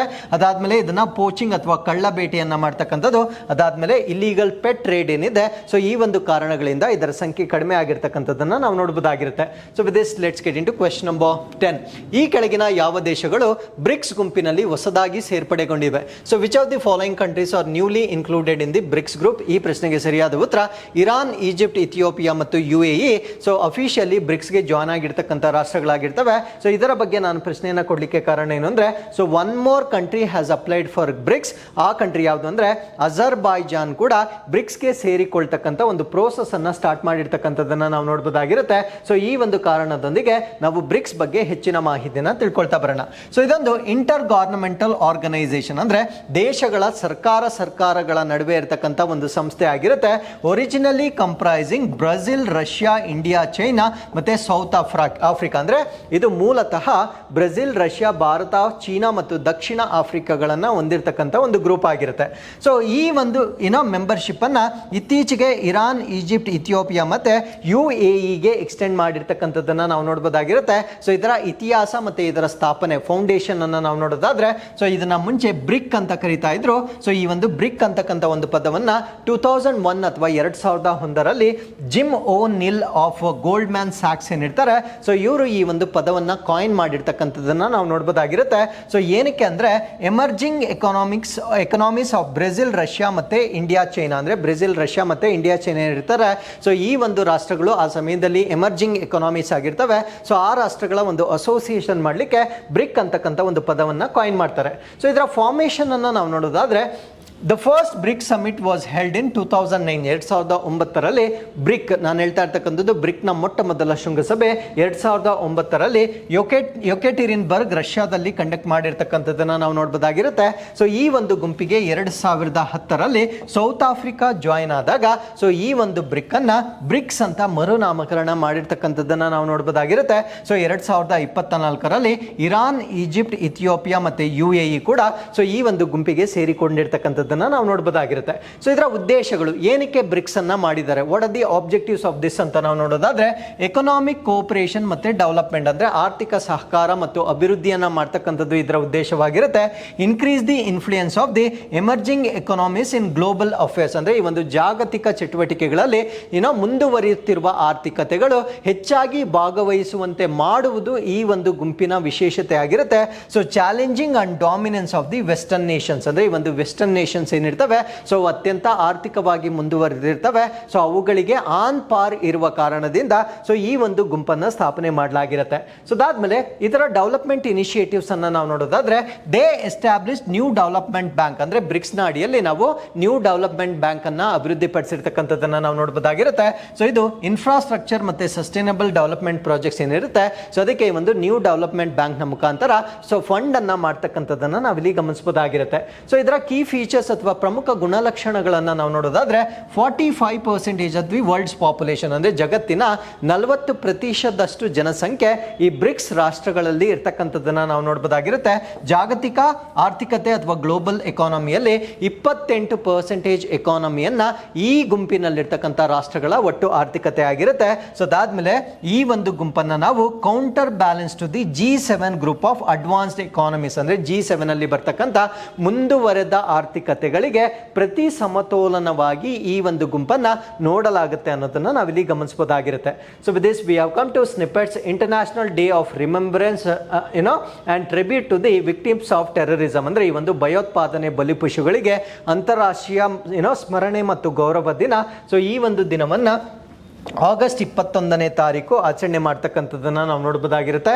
ಸೊ ಈ ವರ್ಷದ ಥೀಮ್ ಏನಾಗಿರುತ್ತೆ ಅಂದರೆ voices for peace, victims of terrorism as peace advocates and educators ಅಂತ ಕರಿತೇವೆ. ಅಂದರೆ ಶಾಂತಿಗಾಗಿ ಧ್ವನಿಗಳು, ಶಾಂತಿ ಪ್ರತಿಪಾದಕರು ಮತ್ತು ಶಿಕ್ಷಣ ತಜ್ಞರಾಗಿ ಭಯೋತ್ಪಾದನೆಯ ಬಲಿಪಶುಗಳು ಅಂತಕ್ಕಂಥದ್ದು ಈ ವರ್ಷದ ಥೀಮ್ ಆಗಿರುತ್ತೆ. ಸೊ ಅಲ್ಲಿಗೆ we have come to inquest challenge number 738. So you can just pause the video here, go through the questions and give the answers. This is question number 1 and this is question number 2 ಆಗಿರುತ್ತೆ. So ಇಲ್ಲಿಗೆ ಇವತ್ತಿನ ಎಲ್ಲ ಅಪ್ಡೇಟ್ಸ್ಗಳು complete ಆಗಿರುತ್ತೆ. ಮತ್ತೊಮ್ಮೆ ನಾಳಿನ ಅಪ್ಡೇಟ್ಸ್ನೊಂದಿಗೆ ನಾನು ನಿಮ್ಮನ್ನ ಭೇಟಿ ಆಗ್ತೇನೆ. ಸೊ ಅಲ್ಲಿವರೆಗೂ keep reading, take care of yourselves and thank you very much for watching this.